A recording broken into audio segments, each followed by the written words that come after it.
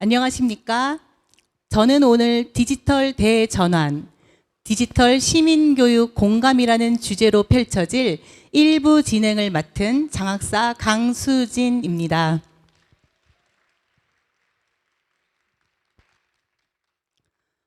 추운 날씨와 주말임에도 불구하고 참석하신 경기도교육청 교육가족 여러분께 감사드립니다. 디지털 시민교육은 학교와 교실에서 꽃피워집니다. 오늘 이 자리에 참석하신 선생님, 수석 선생님, 교감 선생님, 교장 선생님 감사합니다. 또한 학교를 지원하는 교육지원청과 연수기관에서도 오늘 많이 참석하셨습니다. 사전 신청 명단을 보니 교육행정직원도 참석하셨고 경인교육대학교 학생, 한국언론진흥재단 강사님도 오셨습니다. 특히 오늘 이 자리에는 경기교육 주민참여협의회의 디지털 분과위원님들께서 참석하셨습니다. 감사합니다. 지금부터 디지털 시민교육 공감과 확산을 위한 학생이 주도하는 미래 2023년 경기도교육청 디지털 시민교육 컨퍼런스를 여기 계신 모든 분들의 박수와 함께 시작하겠습니다.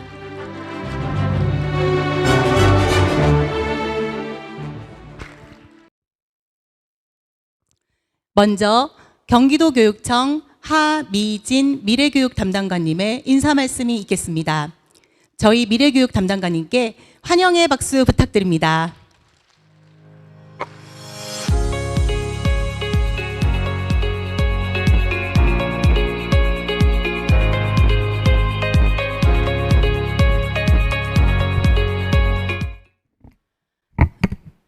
예, 추운 날씨에 아마 경기도 곳곳에서 이 시간에 오시느라고 아마들 일찍들 나서셨을 텐데 이렇게 우선 저희 컨퍼런스에 관심을 보여주신 분들께 감사 인사드립니다.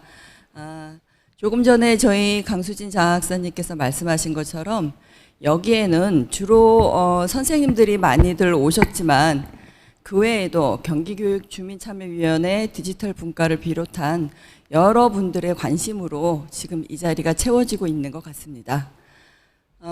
다들 잘 아시겠지만 디지털 대변혁이라고 하는 이 시대를 맞이해서 디지털을 활용하는 어떠한 개념이나 이해, 활용도 중요하고 그것을 올바르게 사용하기 위한 디지털 시민으로서의 교육은 그 어느 때보다 중요한 때라고 생각을 합니다. 그래서 아마 여기 오신 분들도 아침 일찍 멀리서들 나서셨을 텐데요. 그 이유도 제가 지금 말씀드리는 것처럼 이 시대를 살아갈 학생들에게 올바른 디지털 시민이 되도록 하기 위한 그 교육의 방법을 같이 고민하고 나누기 위해서 오셨다고 생각을 합니다. 모쪼록 오늘 하루 동안 훌륭하신 교수님도 모셨고 또 교실 수업을 실제로 하시는 분들의 사례도 공유할 수 있는 시간이 있으니 많이들 보시고 또 느끼시고 학교에 가셔서 우리 학생들이 디지털 시민으로서 올바른 성장을 할 수 있도록 많은 느낌과 어떠한 교육에 대한 접목점을 찾아주셨으면 합니다. 예, 다시 한번 이 시간에 여기 와주신 여러분들께 감사 인사드리면서 제 인사말을 마치도록 하겠습니다. 고맙습니다.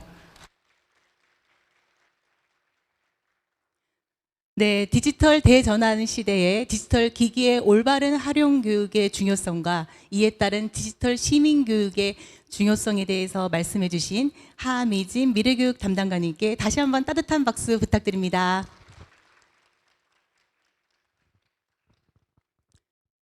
다음은 인성과 역량을 키우는 디지털 시민교육이라는 주제로 이화여대 옥현진 교수님께서 강연을 해 주시겠습니다.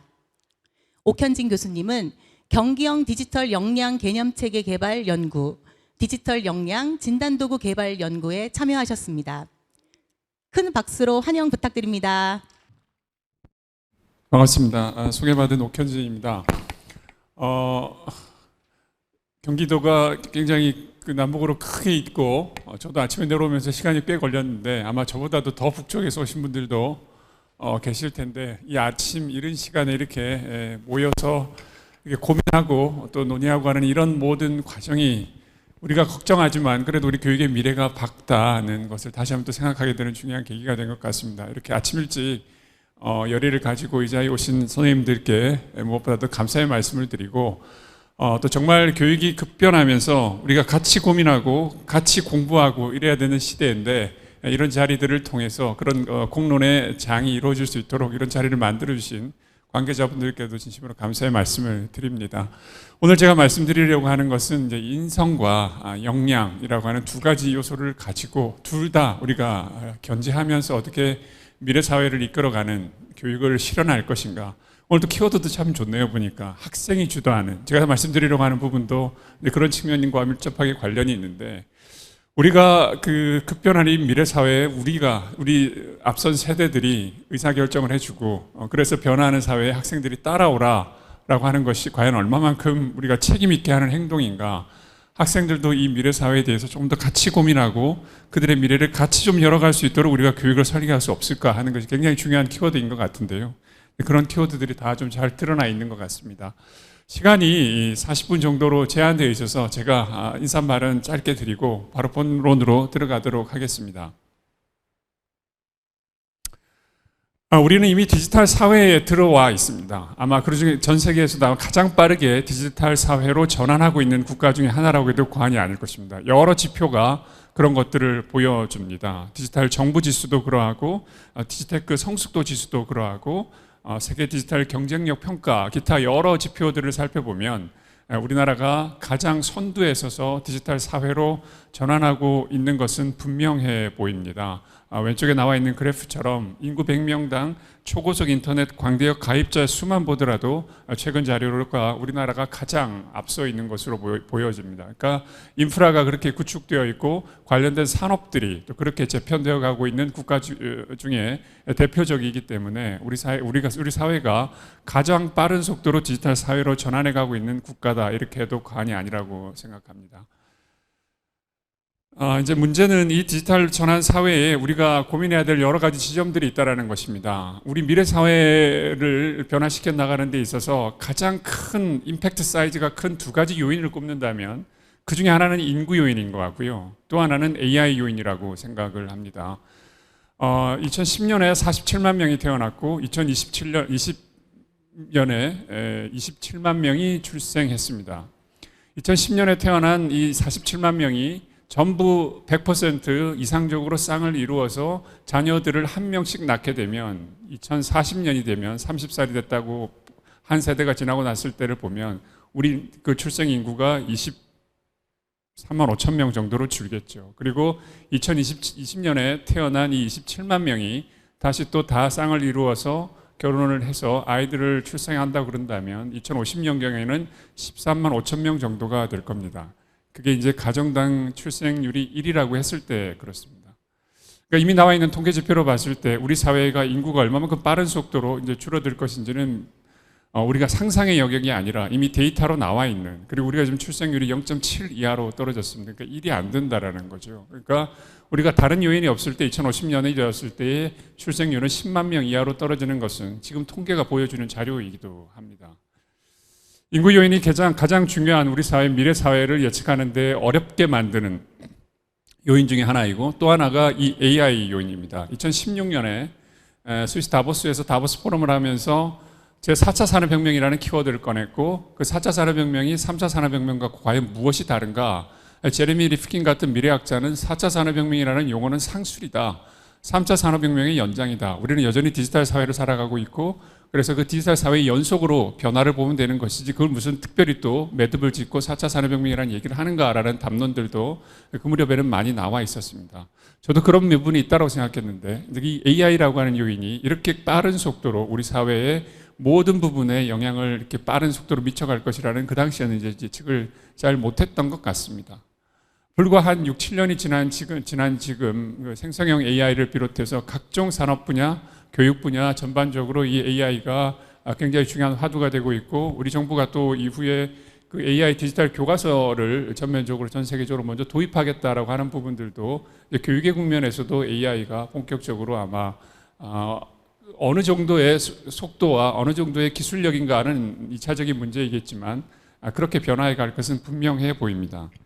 이제 이 AI가 인구 요인들하고도 밀접하게 관련이 되는데 우리 사회를 좀 어둡게 전망하게 만드는 중요한 원인 중에 하나는 산업 영역, 직업의 영역이 얼마만큼 침투할 것인가의 문제입니다. 우리가 1차 산업혁명, 2차 산업혁명, 3차 산업혁명을 겪으면서 늘 이 직업에 관련한 어려움들이 있었습니다. 인간의 노동력을 대신하는 기계들이 공장에 들어오면서 많은 사람들이 태업을 하기도 하고 또 경제 공황이 일어나기도 하고 하는 어려움들을 겪었습니다. 많은 사람들이 공장에서 퇴출되고 이들이 빈곤에 빠지면서 사회적으로 큰 문제가, 경제적으로 큰 문제가 일어나기도 했었습니다. 그럼에도 불구하고 또 기다는 역사를 돌이켜 보면 이런 논의들이 있었습니다. 그러나 그 어려움 속에서도 우리는 새로운 직업들과 새로운 산업들을 만들어냈고 그것이 다시 또 일자리를 창출하고 그렇게 해서 지속적으로 번영해 왔다라는 긍정적인 좀 더 밝은 미래를 예측하는 사람들도 있습니다. 우리는 늘 고난을 겪어왔지만 그 고난들을 슬기롭게 해결해 나갈 것이다라고 하는 긍정적인 태도도 우리에게 필요합니다만 지금 우리가 경험하는 이 AI의 문제는 우리가 인간이 가진 능력을 크게 두 가지로 얘기했을 때 하나는 노동력, 신체적인 노동력이고 하나는 정신적인 능력입니다. 그동안의 산업혁명에서 얘기해왔던 인간이 기계로 대체되는 부분들은 주로 인간의 신체적인 능력에 관한 부분들이었습니다. 그런데 인간이 갖고 있는 또 하나 중요한 영역, 이 정신적인 능력들은 여전히 인간의 고유한 것이라고 생각해왔던 부분들이 지금 이 인공지능의 도입으로 인해서 점점 이제 그 자리를 대체해가고 있다는 것이 우리가 지금 고민하게 되는 지점입니다. 그럼 우리가 또 어떤 수요와 어떤 직업들로 이 미래를 새롭게 열어갈 수 있을 것이냐라고 하는 것이 지금 우리 교육에 또 우리 사회에 주어진 숙제이고 저와 여러분들이 같이 고민해야 될 부분입니다. 2016년, 17년 생성형 AI 얘기 나오고 그 다음에 이제 알파고가 바둑을 둬서 우리 사회에 충격을 주고 했을 때만 하더라도 그래도 인간은 창의성이 있고 그 창의성으로 기계와 경쟁하면서 살아갈 수 있을 것이다라고 하는 낙관적인 전망들이 있었고 그러면서 우리 교육이 좀 더 창의성에 집중하자라는 얘기를 해왔습니다. 그 담론은 지금도 유효하다고 생각합니다. 그러나 단순히 창의성이 아니라 이렇게 지금 인공지능이 인간이 소통하는 텍스트를 직접 만들어내기 시작하는 시대에는 그 창의성이 도대체 무엇이어야 될 것인가 굉장히 구체적으로 질문이 되어야 할 시점이 됐습니다. 막연한 창의성이 아니라 어떤 창의성이어야 하는가 하는 부분들이 이제는 구체적인 교육의 내용으로 우리가 고민해야 될 시점이 되었습니다. 여기 보여드리는 자료는 최근에 한국은행에서 발표한 자료 중에 하나인데요. 우리 사회에서 AI 노출 지수가 80 이상을 넘어가는 굉장히 고위험군에 속하는 사람들이 12%, 직업 인구로는 12%이고 약 340만 명 정도가 아주 고위험에 노출되어 있다라고 예측하고 있습니다. 그리고 왼쪽에 있는 상위 직업이라는 것이 위험 노출 지수가 높은 직업군에 속하는 직업들이고 오른쪽에 있는 직업이 상대적으로 낮은 직업이다 이렇게 예측을 하고 있습니다. 이 보고서가 100% 맞다 하지 않더라도 이 보고서가 보여주는 가장 중요한 지점 중에 하나는 그동안 블루 칼라, 화이트 칼라로 구분해 왔던 AI와의 어떤 경쟁에서 블루 칼라, 화이트 칼라 이렇게 대비해 왔던 것이 잘 안 맞는다라는 것입니다. 그동안 우리가 화이트 컬러에 해당하는 직업이라 하더라도 이 직업들이 얼마만큼 패턴화되어 있고 정형화되어 있어서 기계로 대체할 수 있는가에 따라서는 얼마든지 빠르게 그 직업들은 도태될 수 있다는 것을 보여준다는 것이 우리에게 시사하는 바입니다. 아이고, 이 자료가 지금 안 들어가 있군요. 선생님들 자료에는 들어가 있으시죠? 예, 좋습니다. 그러면 이걸로 해도 상관없습니다. 우리 사회가 디지털 시대로 전환하면서 주로 그동안 집중해왔던 디지털 역량의 요소는 주로 인지적인 부분이었습니다. 인지적인 측면에서 코딩 교육도 해왔고 그 다음에 디지털 상황에서 필요한 소프트웨어를 이용하는 교육이라든가 아이테크 기반의 어떤 교육들을 많이 논의해 왔었습니다. 그러나 이 디지털 사회가 좀 더 건강하게 진행되기 위해서 우리가 또 하나 놓쳐서는 안 되는 부분이 인성과 사회성에 해당하는 부분입니다. 여러 가지 징후들이 나타나고 있습니다. 아까 제가 시작하기 전에 영상을 보여주니까 사이버 폭력이라든가 이런 문제들이 얘기가 됐었는데 굉장히 우리 사회에서 다양한 형태의 문제들이 드러나고 있다는 것을 잘 보여줍니다. 제가 가지고 있는 자료에서 사이버 언어 폭력을 경험했다고 하는 학생들의 청소년들의 비율이 33%를 넘어가는 자료를 보여주고 있고, 왼쪽의 자료를 보면 해가 바뀔수록 그 빈도가 늘어나고 있다는 것을 또 보여줍니다. 우리 사회가 더 이 사이버 폭력 문제를 갖다가 그동안 많은 교육을 해왔음에도 불구하고 개선되기보다는 점점 더 악화되고 있다는 것이 우리에게 주는 하나의 경고입니다. 이 문제들을 어떻게 효율적으로 해결해 가야 될 것인가를 우리가 고민해 봐야 되고요. 그 다음에 그런 어떤 사이버 폭력의 문제뿐만이 아니라 이 디지털 사회에서 우리가 일어나는 여러 가지 많은 또 문제들에 노출이 되고 있습니다. 우리 사회가 점점 양극화되고 있고, 이 디지털 공간이라는 것이 시간과 공간과 지역을 넘어서 24시간 스마트폰을 통해서 전 세계 많은 사람들과 서로 소통하면서 다른 세계의 문제와 우리 세계의 문제를 공유하고 우리들 내부에 있는 문제들을 서로 소통하면서 해결할 수 있도록 인프라를 구축해 놓았지만, 우리는 이 디지털 공간들을 역설적이게도 점점 더 닫힌 공간으로 이용해 가고 있습니다. 양극화되어 있고, 그 양극화된 집단 내에서의 목소리들은 점점 더 격앙되어서 집단 극화되고 있습니다. 그 집단 내에 속한 사람들이 자기의 정체성과 자기의 목소리를 드러내는 방식은 점점 더 극한으로 자기의 목소리를 강조해가는 방식입니다. 그렇다 보니까 그 집단의 평균값이 균형을 이루지 못하고, 그 집단 내에서 다른 목소리들을 하는 사람들은 추출당하고, 그래서 그 속에 남은 사람들의 목소리는 점점 더 극단으로 끌려가는 현상을 집단 극화라고 그렇게 부릅니다. 그렇게 서로 모여있는 집단 내에서 목소리들이 극단으로 갈수록 다른 집단과의 소통은 어려워질 수밖에 없는 환경입니다. 그리고 우리는 또 원자화되고 있습니다. 선생님들은 오실 때 아침에 얼마만큼 귀에 이어폰을 꽂고 오셨는지 모르겠습니다만, 제가 이제 이런 강연이나 출장을 다니면서 서울역을 지나다 보면 2명에 1명은 귀에 뭘 꽂고 있습니다. 세상과 단절된 채 자기 세상에 빠져 있습니다. 학생들이 모여서 같이 밥을 먹으면서도 각자 자기 귀에 자기 세계에 빠져서 자기 세계만 이제 쫓아다니는 경향들을 보입니다. 심지어는 아이들이 같이 오프라인 공간에 넷이 모여 앉아서도 카톡으로 서로 대화를 나누는 시대가 되었습니다. 가정에서 거실의 기능이 상실이 되었습니다. 코로나를 경험하면서 더 이제 이런 상황들이 극화되었는데요. 선생님들은 댁에서 자녀들과 또는 다른 가족들과 같이 보는 TV 프로그램이 몇 개나 있으신지 모르겠습니다. 거실이 소통의 공간이나 아니면 문화를 같이 향유하는 공동의 공간이기보다는 각자 방에 문을 닫고 무선 와이파이와 개인화된 디지털 기기들을 가지고 각자 세상에 빠져드는 시대가 되었고, 똑같은 청소년들이라고 하더라도 서로 알고리즘이 정해주는 프로그램에 따라서 향유하는 문화들이 달라지고 있습니다. 똑같은 10대, 20대라 하더라도 그들 사이에 공유하는 문화의 영역이 갈수록 줄어들고 있습니다. 어떤 친구들은 게임에, 어떤 친구들은 드라마에, 어떤 친구들은 폭력적인 어떤 그 컨텐츠에 서로 향유할 수 있고 서로 공유할 수 있는 기능들이 상실되고 있다는 것도 우리 사회가 지금 직면하고 있는 큰 문제 중에 하나입니다.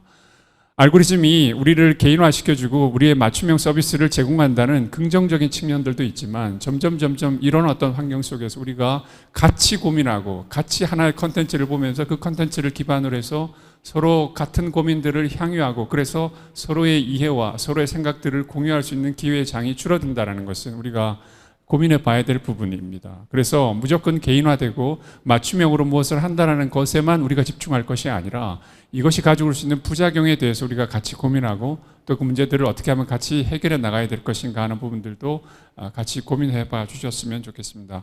여러 가지 많은 요소들이 있지만 시간이 저한테 한정되어 있기 때문에 이 정도로 몇 가지만 말씀을 드리고요. 그래서 우리가 디지털 시민사회를 살아가는 데 있어서 어떻게 하면 우리가 긍정적인 가치들은 극대화해가고 또 이렇게 부정적으로 노출되는 이런 문제들은 최소화해가는 방식으로 교육을 설계할 수 있을 것이냐, 이 두 가지 토끼를 같이 잡아야 되는 문제를 우리가 안고 있습니다.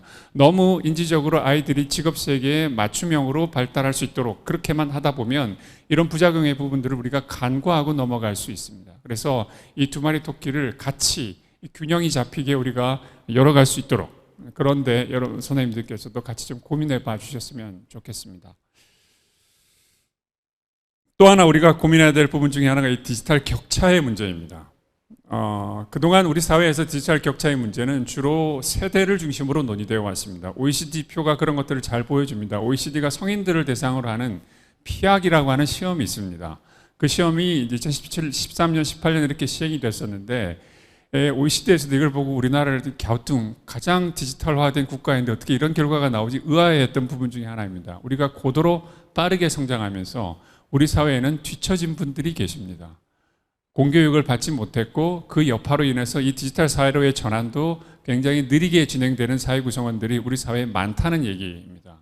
그리고 이제 이런 문제들 우리 사회에서 여러 측면에서 소외를 만들어내고 이건 우리 초중등 교육의 영역은 아니지만 우리가 평생 교육의 영역에서 해야 될 큰 숙제 중에 하나인 것은 분명합니다. 그런데 여기에 감추어진 또 하나의 격차가 있습니다. 제가 오랫동안 그 얘기들을 했지만 우리 선생님들께서 그 시점에서는 잘 동의해 주시지 않으셨는데 최근에 우리가 코로나를 겪으면서 비대면 수업을 하고 학습을 하면서 선생님들이 그나마 그렇다라는 걸 인지하게 된 부분이 학생들 사이에서 발생하는 격차의 문제입니다. 학생들 사이에도 학습의 영역에서 진로를 탐색하고 일상의 문제를 해결하고 하는 여러 가지 측면에서 디지털 격차가 존재하지만 우리가 그 부분들을 잘 몰랐습니다. 왜냐하면 학교에서 그렇게 디지털 기기를 이용해서 학습을 하고 문제를 해결하고 이런 경험들을 많이 가져보지 않았기 때문에 그랬죠. 디지털 기기들도 우리가 이렇게 인프라가 구축되어 있다라고 하지만 가정 요인에 따라서는 또 이 디지털 기기의 보급이라는 것이 그렇게 잘 갖추어지지 않는 가정들도 있다라는 것을 우리가 코로나를 통해서 아주 귀중하게 깨닫게 되기도 했습니다. 그래서 앞서 말씀드린 그런 어떤 인지적인 측면에 있어서의 디지털 역량의 측면과 인성과 사회성의 측면에 있어서의 우리 학생들의 디지털 역량이 지금 어떠한가를 제대로 진단하고 그 진단에 기반해서 어떻게 하면 그 다음 단계의 교육을 할 수 있을 것인가를 고민하는 것은 굉장히 중요한 우리에게 숙제가 되었습니다. AI 디지털 교과서가 도입된다고 할 때도 제가 드는 걱정은 이 아이들이 이걸 똑같이 능숙하게 쓸 수 있을 것인가 과연. 충분히 활용하고 아이들이 자기주도적으로 학습해 나가는 데 필요한 기반 기술들이, 기반 능력들이, 기반 태도가, 사회성과 인성이 예비가 되어 있을 것인가 하는 고민들이 있습니다. 이 부분들이 진단이 되고 이 부분들에 필요한 우리가 마치 지금 그 초등학교 저학년 단계에서 기초문해력이 학습의 모든 영역에 방해가 될 수 있기 때문에 그 부분들을 지금 강조하고 있는 것과 같은 맥락에서 디지털 사회에 필요한 디지털 역량을 공부하기 위한 기초능력으로서 기본적으로 디지털 기기들을 다루고 그 속에서 학습하고 인지적으로 사회정서적으로 준비하는 것도 우리에게 굉장히 중요한 숙제이고요. 그런 측면에서 여기 나와 있는 것처럼 새로운 평가들이 도입되고 하는 것들이 중요하다라는 얘기를 이제 계속 드리고 있습니다. 그리고 교육부와 한국교육과정평가원에서 2026년에 초등학교 4학년들을 대상으로 디지털 읽기 평가를 이제 처음 도입할 예정입니다. OECD 국가들이 대부분 그동안 해왔지만 우리나라는 안 했던 것인데 2026년에 이제 본격적으로 우리가 이 평가를 도입하면서 초등학교 단계에서 우리나라 학생들의 디지털 리터러시 수준이 어느 정도인지를 이제 OECD 국가들과 비교해보고 어떤 지점에서 문제가 있는지를 확인하는 계기를 갖게 될 것입니다. 또 하나 이제 경기도에서도 이거는 지금 슬라이드에 안 들어가 있습니다. 문항이 지금 이미 시행은 됐습니다만 그래도 이게 다 공개가 되어서는 어떤 문제가 또 있을지 모르기 때문에 이 문제들은 아직 그 슬라이드에 넣지는 않았습니다만 올해 그 경기도 교육청에서 작년에 개발한 역량 토대를 기반으로 해서 디지털 문항들을 개발해서 아마 여기 계시는 학교 선생님들 중에도 이 시범으로 이 문항들을 학생들에게 풀려본 학교들도 아마 있을 것입니다. 프로토타입을 지금 만든 것이고요. 전 세계적으로 그동안 디지털 역량과 관련해서 자기 보고식 문항들은 많은 나라들에서 개발해왔고 우리나라에도 그런 여러 가지 버전들이 연구 차원에서 있었습니다. 나는 이런 것들을 좋아한다. 나는 이런 것들을 얼마만큼 성찰적으로 활용할 수 있다. 전혀 그렇지 않다. 매우 그렇다. 자기 보고식의 문항들이 많이 개발이 되어 왔었죠. 그러나 이 자기 보고식 문항들은 굉장히 자기 스스로 관대한 아이들에게는 독이 될 수 있고요. 자기 자신에게 너무 엄격한 친구들에게는 그 결과를 우리가 바로 적용할 수 없는 한계가 있습니다. 자기 보고식 평가는 자기가 기준이 되기 때문에 상대적으로 어느 정도의 수준인가를 갖다가 예측하기가 굉장히 어려운 한계가 있습니다. 그래서 이런 디지털 역량을 좀 더 수행 기반으로 평가해서 어떠한 요소들이 부족하고 상대적으로 어떠한가를 비교해보는 작업이 굉장히 중요하고요. 그래서 우리가 지금 이런 새로운 시도들을 전 세계적으로 거의 선도적으로 해 나가고 있는 것인데, 앞으로 이런 그 프로젝트들이 좀 더 많이 우리가 주도해 나가야 될 필요가 있다고 생각하고, 아마 이런 평가들을 시행하다 보면 일선 학교 선생님들께서는 조금 번거로운 일이 될 수도 있겠지만, 이것이 우리가 우리의 수준을 이해하고 그 다음에 단계의 교육을 계획하고 여러 요소들 중에서 학생들이 어떤 부분은 스스로 잘하고 있고 또 어떤 부분들은 부족한가를 갖다가 판단해서 우리 교육이 한정된 재원으로 어느 부분에 집중해야 될 것인가를 판단하는 데 굉장히 중요한 근거 자료가 됩니다. 우리가 늘 증거 기반의 교육 계획 이런 얘기들을 많이 하는데요. 그러기 위해서는 데이터가 필요합니다.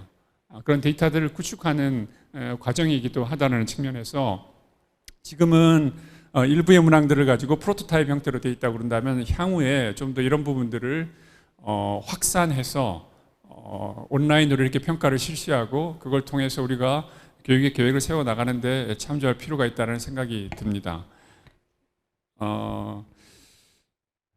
선생님들이 예상하는 우리 사회의 디지털 사회의 모습은 어떤 건가요? 선생님들의 교육의 결과로 우리 사회가 어떤 모습으로 변해가기를 기대하십니까? 우리가 교육을 100년 대계라고 흔히 얘기를 합니다. 두 가지가 궁금합니다. 첫 번째, 교육 100년 대계라고 했을 때 그 교육 100년 대계를 설계하는 주체는 누구여야 할까요? 또 하나, 그 교육 100년 대계를 예측하는 데 있어서 선생님들은 어떤 방향성을 갖고 계십니까? 우리 교육이 어떤 방향을 지향했으면 좋겠다라는 우리 사회 구성원들 간에 일정 정도의 합의가 이루어져 있는가? 그리고 앞으로 미래 사회를 갖다가 이렇게 예측할 만큼 우리가 충분한 데이터와 전문성을 가지고 있는가? 지금 우리 사회의 모습은 여기 이제 보여주는 자료들은 여러 기관들에서 우리나라뿐만이 아니라 다른 세계 국가들이 미래 사회의 모습들을 여러 가지 시나리오로 예측하고 있습니다. 얼마만큼 개인이 중심이 되는 사회냐, 사회 전체의 어떤 공동체가 중심이 되는 사회냐, 얼마만큼 기술 진보를 빠르게 도입할 것이냐, 아니면 점진적으로 도입할 것이냐를 기준으로 해서 이 사회가 변화할 모습들을 여러 가지 시나리오들로 내놓고 있습니다. 뭐 길게 말씀드릴 수 없지만 국회 미래연구원에서는 우리 사회를 도약 성장 사회, 안정 성장 사회, 보존 분배 사회, 현존 분배 사회 이렇게 이제 시나리오가 있을 것이라고 예측하고 있고, 정보통신정책연구원에서는 우리 사회의 모습을 다른 용어로 이름을 붙였습니다만, 오른쪽에 있는 이 자료를 보면 우리 사회 구성원들에게 우리가 바라는 미래 사회의 모습이 어디에 가장 가까우냐라고 했을 때 우리 국민의 70% 정도는 디지털 공동 번영 사회를 지향한다고 얘기를 했다고 그래요. 설문조사 결과들을 보면. 선생님들께서도 만약 그렇게 우리 사회에 공감대가 이루어진다고 그런다면, 만약에 우리 사회가 공동적으로 지향하는 미래 사회가 디지털 공동 번영 사회라면 어떻게 거기에 맞게 우리가 교육의 내용을 구성하고 교육의 목표를 설정해 갈 것인가가 이제 예상이 돼야 되고요. 그래서 저는 우리 사회에 디지털 역량 당장 중요하고 AI 기반의 교육도 당장 중요하지만, 이거에 앞서서 우리가 고민해 봐야 될 부분은 우리가 어떤 미래를 지향하는가에 관한 부분이고, 이걸 또 우리가 학생이 주도하는 일이라고 제가 모두에 말씀을 드렸는데, 우리가 결정해서만 될 일이 아니고요. 다음 세대들이, 그 미래를 살아야 될 다음 세대들이 좀 더 관심을 갖고 이 문제에 같이 참여할 수 있도록 우리가 길을 열어줘야 됩니다. 니네들이 좀 더 우리보다는 오래 살 세상인데 우리 사회가 어떤 방식으로 갔으면 좋겠는가에 대해서 고민할 수 있는 부분들이 존재해야 된다고 봅니다. 교육이 점점 종속 변수가 되어가고 있다는 생각을 지울 수가 없습니다. 우리가 교육의 계획을 갖다가 주도하는 것이 아니라 교육의 계획은 바깥에서 만들어지고 교육은 거기에 납품하는 구조로 끌려가고 있는 것이 아닌가라고 하는, 당장의 어떤 수요와 요구에 따라서 우리가 거기에 맞춤형으로 물품을 제공해 주는 방식으로 교육이 끌려가고 있는 것이 아닌가. 교육의 100년 대계를 우리가 스스로 고민하고 내용을 구성해가는 방식이 아니라 자꾸 외주를 주고 우리는 거기에 종속되어 가는 것 같은 느낌을 지울 수가 없습니다. 그래서 저는 이렇게 많은 쌤들이 같이 모인 이 자리가 그런 공동의 고민의 자리가 되었으면 좋겠고, 사회적인 어떤 합의를 만들어가는 그런 자리가 되었으면 하는 바람을 갖고 있습니다. OECD에서는 미래 교육 계획을 세우면서 100년이라고 하기는 어렵지만 2030년경에는 우리가 이런 교육을 실현하자라고 해서 2030 계획을 세웠고, 아마 이 표는 여러분 아마 선생님들께서 보셨을 겁니다. 그리고 여기에서 지향하는 목표점은 웰빙입니다. OECD는 미래 교육의 지향점을, 미래 사회 모습을 개인과 사회가 웰빙하는 사회가 되었으면 좋겠고, 그런 웰빙하는 사회를 만들어내는데 교육이 기여했으면 좋겠다는 하나의 안을 제안했습니다. 그리고 우리 이 공교육도 이 안을 상당한 정도로 수용하면서 지금 변화해 가고 있는 것 같은데요. 그러나 국가마다 디지털 사회의 전환 정도가 다르고 그 국가가 취해 있는 문제들이 다 다르지 않습니까? 그러니까 막연하게 웰빙이 아니라 우리 사회에 맞는 디지털 사회의 모습은 무엇이고 거기에 필요한 핵심적인 키워드는 뭐가 될 것인가, 이런 부분들에 대한 고민들을 선생님들께서 같이 좀 해주셨으면 좋겠습니다. 많은 내용들이 있지만 여기서 하나만 좀 말씀드리면, 제가 계속 강조하고 있는 부분은 디지털 기반의 탐구 능력을 길러주는 것입니다. 미래 사회는 학생들이 이 그림에서 보여주는 것처럼 마지막에 최종적인 목표로는 웰빙을 향해 가겠지만 그들이 가야 될 길은 다 다를 겁니다. 그래서 여러 갈래 길을 표현해 놨고 그 여러 갈래의 길들을 스스로 잘 찾아가라고 손에 나침반을 쥐어주고 그 나침반을 보면서 한 학생이 지금 길을 가고 있습니다. 각자가 가는 길이 다르고 그 각자가 가는 길에 도움이 될 나침반에 해당하는 교육을 우리가 해주자고 그래서 저 핵심 역량이라고 하는 개념이 이제 도출이 되는 것이죠. 그래서 이제 저것들이 얘기하고 있는 가장 중요한 키워드 중에 하나는 이 나침반을 보면서 길을 찾아갈 수 있는 능력, 다시 말하자면 디지털 미디어를 기반으로 한 탐구 능력을 길러주는 것입니다. 그래서 교실에서 질문을 던져주고 또는 더 나아가서는 학생들이 스스로 자기에 해당하는 질문을 만들어내고 그 질문에 대한 답을 스스로 찾아서 답을 얻는 일련의 과정, 그것을 교과서와 도서관에 기반해서 20세기에 탐구 활동을 해왔다면 21세기 사회에서는 디지털 세상에 존재하는 수많은 지식들, 그리고 AI의 도움을 받아서 각자 자기 나름의 최선의 지식들을 만들어내서 자기 문제들을 해결하고 각자의 목표에 도달할 수 있도록 하는 그런 교육을 우리가 기대하는 것입니다. 그림들이 다 빠졌네요. 문제가 있었나 봅니다. 여기서 이제 그 디지털 역량을 우리가 만들어낼 때 디지털 역량과 디지털 시민성은 같은 개념은 아닙니다. 제가 보기에는 디지털 시민성이 디지털 역량보다는 훨씬 더 상위의 폭넓은 개념으로 보이고요. 디지털 사회를 살아가는 사람들에게 필요한 모든 능력이 디지털 시민성이라고 저는 이해가 되고, 그 디지털 시민성을 구성하는 가장 중핵적이고 큰 개념이 디지털 역량이라고 생각합니다. 이 디지털 역량을 그래서 각 국가들이, 각 그 세계 기관들이 지금 나름대로 정의하고 규정하고 구체화하는 일들을 하고 있습니다. 대표적으로 여기에 이제 나와 있는 것처럼 EU 같은 데서는 디지털 역량들을 여러 가지 요소들로 구체화하고 있고, 국가 단위에서도 이런 노력들이 이루어지고 있습니다. 여기서 보시는 것처럼 여러 가지 그 디지털 역량의 요소들 중에 우리가 좀 간과해왔던 부분 중에 하나가 디지털 컨텐츠에 대한 제작 능력이고 또 하나가 참여 능력입니다. 이 두 가지만 좀 말씀을 드리자면, 지식 기반 사회 그리고 개인 미디어 시대의 사회가 되었습니다. 더 이상 공산품을 만들어내서 부를 창출하는 것보다는 지식 콘텐츠, 특히 대한민국에서는 지식 콘텐츠를 기반으로 한 산업이 미래 산업이 되어갈 것은 분명한 일입니다. 그래서 각자의 영역에서 디지털 콘텐츠를 어떻게 하면 잘 만들어낼 수 있도록 할 것인가가 우리 교육에서 굉장히 중요한 관심사여야 됩니다. 누군가의 텍스트를 수용하는 능력뿐만이 아니라, 누군가의 지식을 수용하는 것뿐만이 아니라 자기 고유의 지식을, 컨텐츠를 만들어낼 수 있는 능력. 이게 거창한 게 아니고요. 초등학교에서부터 생각한다면 좋은 글에 좋아요를 눌러줘서 그 사람들이 그런 활동을 계속해 나갈 수 있도록 도와주는 것도 지식 컨텐츠를 창출하는 작업이고요.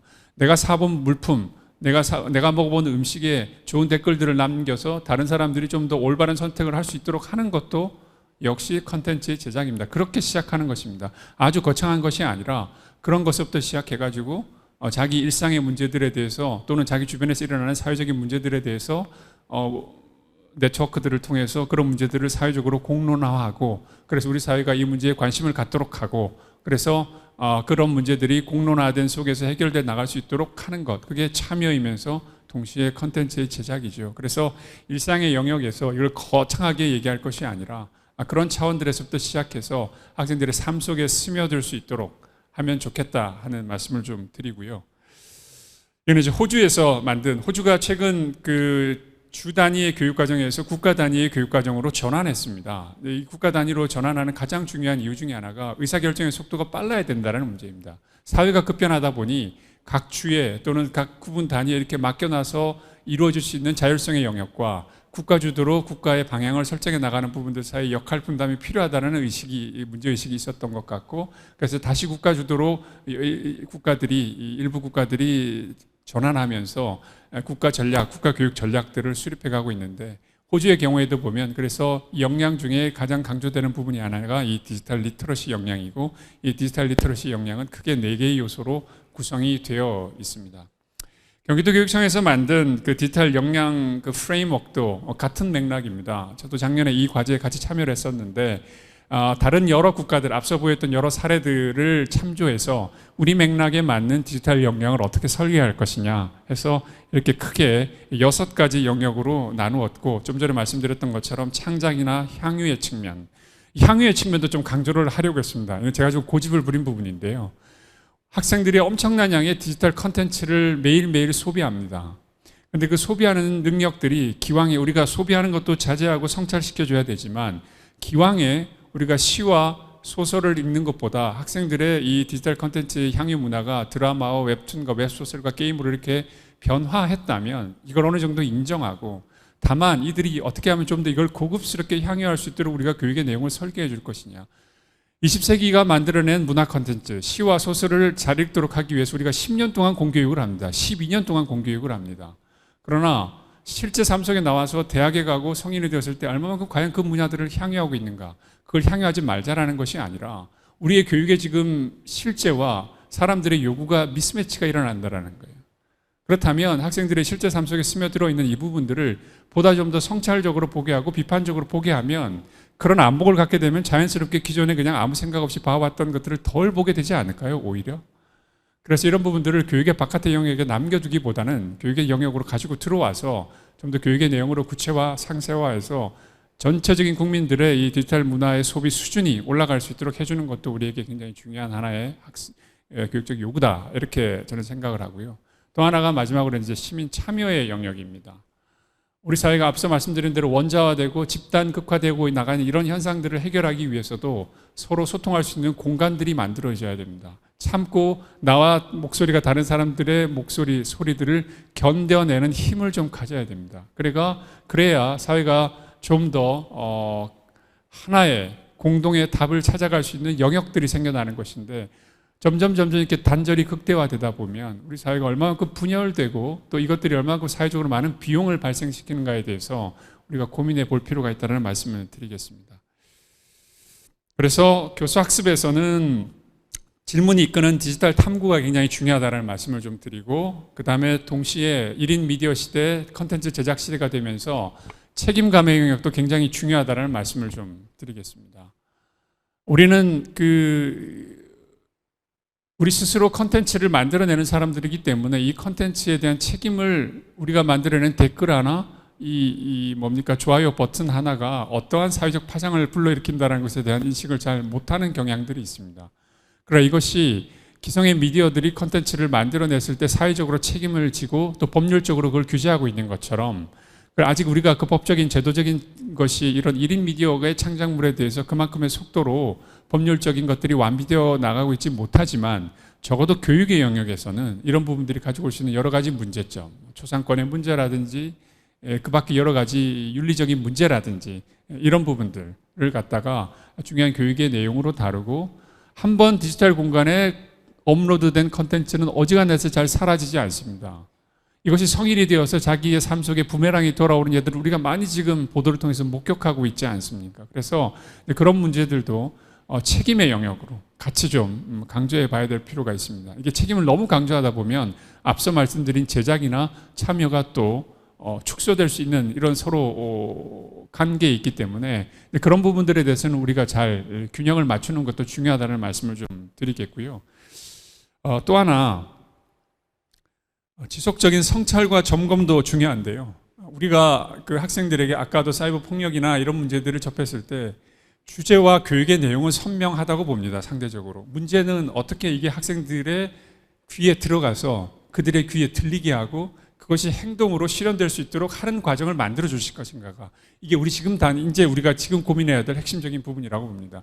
내용도 중요하지만 내용에 대해서는 어느 정도 선별이 이루어지고 그 내용의 교육적 중요성에 대해서는 많은 분들이 합의를 하고 계신 것 같아요. 근데 중요한 것은 어떻게 하면 귀를 닫고 있는 이 아이들의 귀에 들어가게 우리가 만들어 줄 것이냐에 관한 문제를 우리가 고민해 볼 필요가 있다고 생각합니다. 애들이 이런 얘기들을 들이대면 당장 꼰대 이런 거나 또 잔소리 이렇게 받아들이기가 쉽다라는 거죠. 그리고 영상 그 학교 폭력의 문제나 이런 것들도 보면 유튜브에 경찰분들이 나와가지고 이렇게 막 설명을 하고 법적으로 이런 문제들이 이렇게 얘기를 하다 보면 학생들이 그런 컨텐츠에 너무 많이 노출이 되다 보니까 시작하는 시점에서부터 귀를 닫기 시작해요. 그래서 일방향적으로 나쁘다, 잘못되었다 이렇게 하면 안 된다라고 훈계하는 방식이 아니라 어떻게 하면 이것이 학생들의 삶 속에서 이렇게 하면 정말 나한테도 문제가 생기고 우리 사회 전체적으로도 마이너스가 되는구나. 총체적으로 우리 사회와 그리고 나에게 이익이 되는 방식이 무엇일까? 그런 관점에서 우리가 이 부분들을 토론도 해보게 하고 성찰도 해보게 하고 조사도 해보게 하고 더 나아가서는 요즘 많지 않습니까? 쇼폼의 컨텐츠라든가 릴스라든가 카드 뉴스라든가 애들이 뭔가 산출물을 만들어낼 수 있는 다양한 방법들이 있습니다. 캠페인 광고도 좋겠고 그런 학습의 결과로서 자기들이 뭔가를 만들어내서 그것을 실현해보고 그것을 공유해보는 경험을 갖게 되면 아이들의 행동에 변화가 생겨나는 걸 저는 여러 선생님들의 에피소드들을 통해서 듣고 있습니다. 그래서 뭔가 우리가 일방향적으로 탑다운으로 교육의 내용을 구성해서 전달하는 방식들보다 문제에 대해서 학생들이 스스로 조사해보게 하고 그것들을 자기 나름대로의 목소리로 설득하는 컨텐츠로 만들어보게 하고 이런 과정을 통해서 학생들이 주체적으로 이 문제들을 자기의 목소리로 해결해 나갈 수 있도록 성찰과 점검과 탐구의 공간들을 우리가 좀 열어주면 어떨까 하는 말씀을 드리겠습니다. 그리고 아까 우리 사회가 점점 더 서로 다른 목소리들에 대해서 참지 못하고 극단으로 이렇게 대응하는 방식들에 대해서 이건 꼭 디지털 방식으로 이루어지지 않아도 된다고 생각합니다. 교실에서 그런 소통 문화들을 좀 만들어 나가면 그것이 사이버 공간으로도 충분히 전이될 수 있는 여력들이 있다고 생각하기 때문에 교실에서 학생들이 어떤 면에서는 이 디지털 기기들을 차단하고 정말 오프라인 방식으로 우리가 동굴에서 같이 살아남았던 것처럼 유발 하라리가 그런 얘기를 했습니다. 인류가 이 나약한 신체적인 조건을 어떻게 극복하고 만물의 영장이 되었을까? 사피엔스라는 책에 보면 인간은 그 동굴 속에서 같이 모여 살면서 거짓말할 줄 아는 능력을 길렀기 때문에 거짓말을 창안해낼 수 있었기 때문에 같이 협력하고 번성할 수 있다는 얘기를 해요. 거짓말을 잘하는 게 나쁜 의미가 아니라 그 사회 속에서 같이 융화되고 같이 하나의 구성원으로 살아가기 위해서 적절한 소통하는 기술들을 잘 배웠다라는 거죠. 그래서 우리 사회에서 우리 사회가 좀 더 원활하게 이렇게 돌아가고 서로의 목소리들을 이렇게 섞어가기 위해서는 그런 어떤 능력들이 좀 필요합니다. 그런 부분들은 우리가 꼭 디지털 공간, 디지털 매체를 매개로 하지 않아도 됩니다.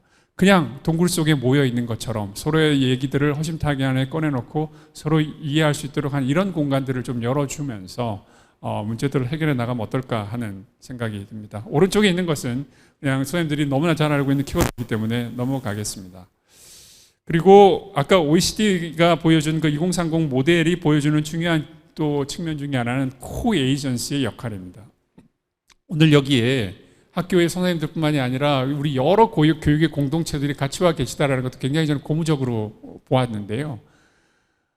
이제 교육이 27세기의 교육은 학교가 모든 것을 다 의사결정하고 해결해 나가기가 어려운 구조입니다. 너무 많은 외부의 그 관련 기관들이 전문성을 가지고 또 각자의 프로그램들을 구성하고 있고 하기 때문에 어떻게 하면 효율적으로 이것들을 잘 체계화해서 학교와 학교 밖이 유기적으로 연결 관계들을 맺고 같이 성장해 나갈 수 있도록 할 것인가가 중요한 그 숙제이고 OECD에서 이 코-에이전시, 코-에이전트라고 하는 키워드를 꺼낸 것도 저는 그런 맥락으로 보고 있습니다. 한 가지 아쉬운 것은 이 OECD 모델에서도 다른 여러 가지, 예를 들면 에이전시라든가 주도성, 주체성이라고 부르는 그 에이전시의 영역이라든가 이런 부분들에 대한 얘기들은 굉장히 많이 진전이 되고 있는데 이 코-에이전시, 코-에이전트의 역할에 대해서는 굉장히 좀 논의가 부족한 상황입니다.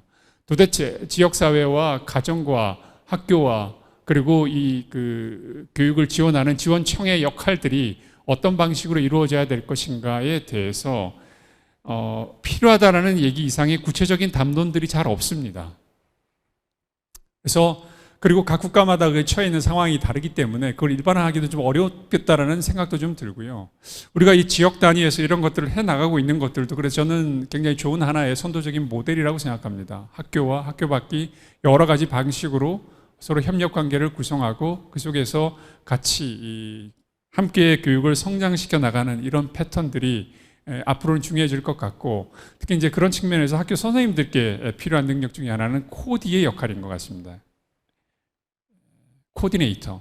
그러니까 지식의 전수자가 아니라 학생들의 학습을 코디네이팅 해주는 역할이죠. 이거는 이런 선생님들이 와서 이런 방식으로 교육을 하거나, 이것은 학교 외부의 어떤 방식으로, 또는 유튜브에 있는 누구의 컨텐츠가 내가 지금 들려줄 수 있는 수업보다 훨씬 더 양질의 좋은 자료들을 갖고 있다면 그런 클립들을 잘 이용하는 것도 저는 코디네이터의 역할의 한 부분이라고 생각합니다. 그러니까 역할 분담을 좀 하고, 나는 그런 어떤 그 조력자로서 이 역할들을 어떻게 잘할 수 있을까? 저는 이제 미래사회 교사의 전문성이 그런 부분에서 발휘될 것이라고 봅니다. 이건 이제 EU에서 만들어낸, 그래서 이 디지털 역량 교육을 위한 교사의 전문성의 핵심이 무엇이냐에 대해서 만들어 놓은 표입니다. 제가 밑에 한글로 좀 번역을 해놨는데요. 오른쪽에 있는 것이 이제 학생 역량이라면, 이런 학생 역량을 길러주기 위해서 필요한 교사의 어떤 전문성의 영역을 크게 이제 왼쪽과 가운데 부분에서 설명을 하고 있습니다. 그래서 선생님들께서 이런 측면들에 대해서 한번 점검해 보고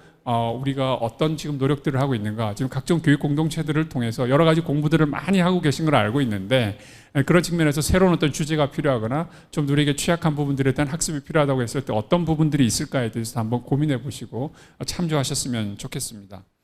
마지막으로 앞서 말씀드렸던 것처럼 이제 이 표는 그 마크 프렌스키라고 하는 디지털 네이티브, 디지털 이미그런트, 뭐 우리에게는 이제 디지털 원주민, 디지털 이주민 이렇게 이제 용어로 번역이 되어 왔는데, 마크 프렌스키가 쓴 책에 디지털 네이티브라고 하는 책에 나오는 아이디어를 시각적으로 만들어 놓은 것입니다.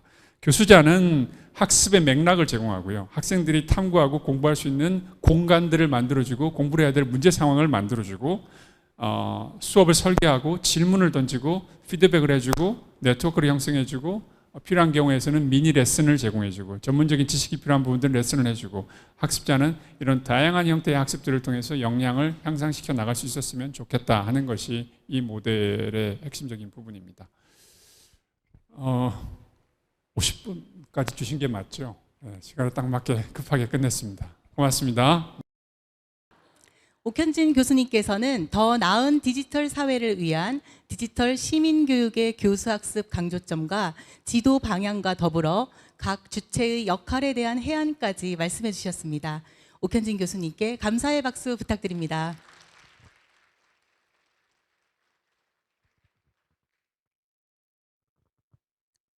다음은 송우고등학교 최동민 선생님께서 진단도구 기반의 디지털 시민교육 실천이라는 주제로 올해 교육청에서 개발한 프로젝트 수업 자료집에 대한 소개가 있겠습니다.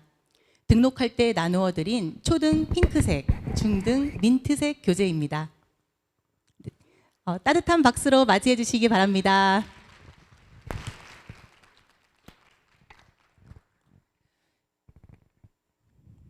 네, 안녕하세요. 저는 진단도구 기반의 디지털 시민교육 실천에 대해서 발표할 송우고등학교 교사 최동민입니다. 반갑습니다. 저는 이제 포천의 송우고등학교 교사이고요. 그리고 경기도교육청 디지털 시민교육 자료 중에서 중등 자료 개발 팀장으로 오늘 디지털 시민교육 맞춤형 콘텐츠로 배부가 되었던 디지털 시민교육 프로젝트 한걸음에 대해서 소개드리고자 합니다. 이제 화면을 보시면은 분홍색, 일단 교재명부터 정리를 하고 가겠습니다. 교재명은 디지털 시민교육 프로젝트 한걸음이고요. 그리고 분홍색 표지의 초등용 교재는 초등학교 3에서 6학년을 대상으로 개발되었고, 연두색 표지의 중등용 교재는 중학교, 고등학교 전학년을 대상으로 개발되었습니다. 이 교재의 개발 목적은 두 가지입니다. 첫째, 디지털 역량 진단 결과 부족한 디지털 역량의 증진을 위한 맞춤형 콘텐츠를 제공하기 위한 것이고요. 둘째, 디지털 역량 진단 결과와 상관없이 디지털 역량 증진을 위한 교수학습 자료를 제공하기 위한 것입니다. 이 교재의 특징을 세 가지로 나누어서 보도록 하겠습니다. 첫째는 6개의 디지털 역량별로 총 8개의 단원을 구성했습니다. 그래서 필요한 디지털 역량을 선택한 후에 활용할 수 있습니다. 둘째는 각 단원에 해당 디지털 역량과 연계한 교과 융합 프로젝트 4에서 7차 시의 활동지를 포함하고 있습니다. 따라서 다양한 교과와 창체 시간에 활용하실 수 있습니다. 셋째는 각 학습지에 디지털 시민 관련 문제 상황을 에듀테크를 활용해 해결해보는 내용 등 진단도구 연계 내용을 포함하고 있습니다. 그래서 수업 후에 디지털 역량 진단을 위해 디지털 역량 증진 정도가 어느 정도 되었는지 확인하실 수 있는 교재입니다. 다음으로 교재 구성을 초등 1단원 디지털 사회의 이해와 자아 정체성 확립을 예로 들어 말씀드리겠습니다. 첫째, 단원 개관입니다. 이 부분은 디지털 사회에서 나는 어떤 모습인가요? 와 같은 프로젝트 핵심 질문, 디지털 사회에서 나를 찾는 여행과 같은 프로젝트 주제, 그리고 들어가기, 살펴보기, 해결하기, 되돌아보기, 단계별, 차시별 프로젝트 학습 주요 절차로 구성했습니다. 둘째는 디지털 역량 안내입니다. 이 부분은 디지털 사회의 이해와 자아 정체성 확립과 같은 프로젝트 관련 디지털 역량명, 디지털 사회에서 우리는 어떤 자세와 태도를 가져야 할까요? 와 같은 디지털 역량의 설정 배경, 그리고 디지털 사회에 대한 이해, 디지털 사회에서의 자아 정체성 확립과 같은 디지털 역량 구성 요소별 정의 및 성취 기준으로 구성했습니다. 셋째는 프로젝트 안내입니다. 이 부분은 앞에서 살펴본 프로젝트의 주제, 핵심 질문을 포함해서 교실에서 내 모습과 디지털 사회에서의 나의 모습은 어떤가요?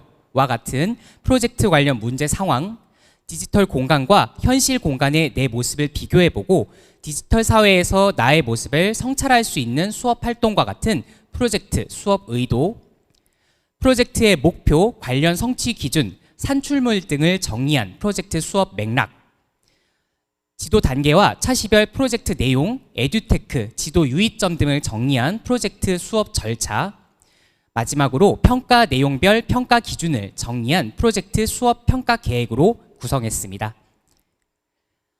네 번째는 활동지입니다. 활동지는 4단계로 구성했는데요. 1단계 들어가기 단계는 역량 관련 경험을 떠올리는 단계입니다. 예를 들어 스마트폰에서 자주 이용하는 앱이 무엇인지를 이야기를 나누며 공유하는 활동을 할 수 있습니다. 2단계는 살펴보기 단계로 역량 관련 문제와 해결 방안을 살펴보는 단계입니다. 예를 들어 디지털과 현실에서의 나의 차이점에 대해서 이야기를 나누면서 문제를 인식하고 그 차이를 어떻게 극복할 것인지 극복 방안을 공유하면서 해결 방안을 살펴봅니다. 3단계는 해결하기 단계인데요. 이 단계에서는 디지털 기술로 문제를 해결합니다. 예를 들어 디지털에서의 활동을 대체할 수 있는 현실에서의 활동을 에듀테크 앱으로 그려보는 건데요. 오토드로우 앱 같은 앱으로서 현실에서의 활동을 그리고 그 그림을 활용한 게임을 하면서 디지털과 현실에서 나의 차이를 극복해가는 경험을 체험해 봅니다. 4단계는 되돌아보기 단계입니다. 학습 내용을 내면화하는 단계인데요. 예를 들어 디지털에서 행복해지는 방법을 알아보고 이를 바탕으로 명함을 만들면서 학습 내용을 내면화하는 단계입니다. 초등 일부 활동지의 경우에는 학생의 발달 단계를 고려해서 3, 4학년용, 5, 6학년용으로 구분하기도 했고요. 그리고 교실 내 에듀테크 활용 상황을 고려해서 플러그드용, 언플러그드용으로 구분하기도 했습니다. 초등은 그 학교급의 특징을 고려해서 학습 활동별로 예시 답안을 따로 제공하고 있습니다. 지금까지 말씀드렸던 내용을 빠르게 정리하실 수 있도록 디지털 역량별 프로젝트 교수학습 과정 영상을 제작해서 이 영상의 링크 주소를 연결한 QR코드를 오늘 배부해드린 자료집과 교재에 수록했습니다. 그래서 이 QR코드를 스캔해 보시면 각각의 역량별로 어떠한 수업이 전개되는지를 빠르게 확인해 보실 수가 있고요. 이 QR코드는 각 단원의 첫 페이지마다 수록되어 있습니다. 이 스캔 시에 확인하실 수 있는 교수학습 영상 중에서 초등 1단원의 교수학습 영상 한번 확인해보고 가도록 하겠습니다. 재생 부탁드립니다. 디지털 사회 이해와 자아 정체성 확립.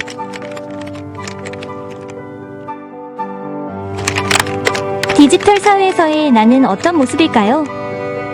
급변하는 기술이 넘쳐나는 상황 속에서 우리는 어떤 영향을 받고 있는지 먼저 생각해 봐야 합니다.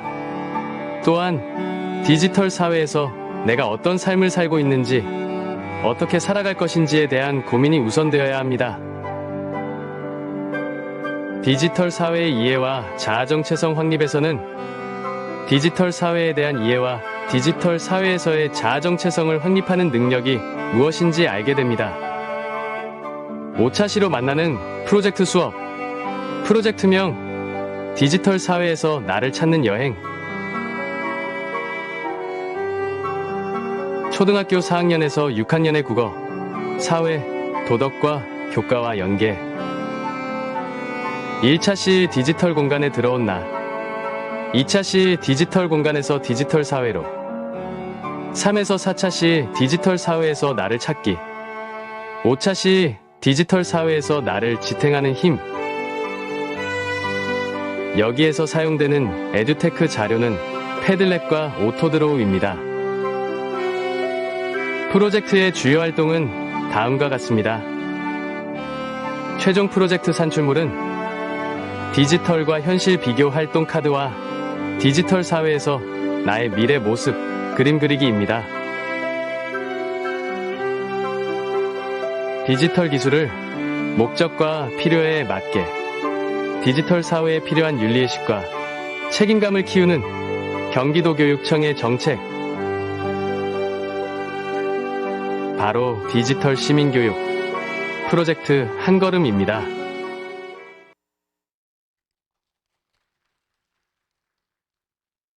예, 방금 보신 것 외에도 이제 초등, 중등의 각 디지털 역량별로 프로젝트에서 어떻게 교수학습이 이루어지는지 영상을 QR코드 스캔을 통해서 확인해 보실 수 있는데요. 그거 외에도 많은 내용들을 교재에서 담고 있기 때문에 디지털 역량별로 교재에서 어떤 내용을 담고 있는지 하이라이트 부분만 살짝 안내해 드리도록 하겠습니다. 첫 번째 역량은 디지털 사회의 이해와 자아 정체성 확립입니다. 이 역량의 목적은 디지털 사회의 특징과 영향을 이해하고 디지털 사회에서 일관되고 확실한 자아 정체성을 확립하는 것인데요. 이러한 목적을 달성하기 위해 초등 교재에서 어떤 구성이 있는지를 방금 영상으로 같이 보셨고요.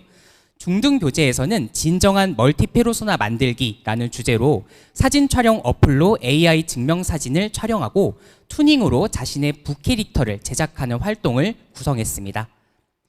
두 번째 역량은 디지털 기술의 이해와 활용입니다. 이 역량은 중요도를 고려해서 두 파트로 나누었는데요. 첫 번째 파트의 목적은 하드웨어, 소프트웨어, 인터넷, 인공지능 기술과 같은 디지털 기술을 이해하고 작동시키며 목적과 필요에 맞게 선택하고 활용하는 것입니다. 이러한 목적을 달성하기 위해 초등 교재에서는 디지털 기술 사용 설명서라는 주제로 이드로우 마인드와 다이아그램스로 디지털 기술을 유형별로 분류해 보는 등의 표현을 해보고 캔바와 플립그리드로 디지털 기술 설명 브로슈어 및 영상을 제작하고 공유하는 활동을 구성했습니다.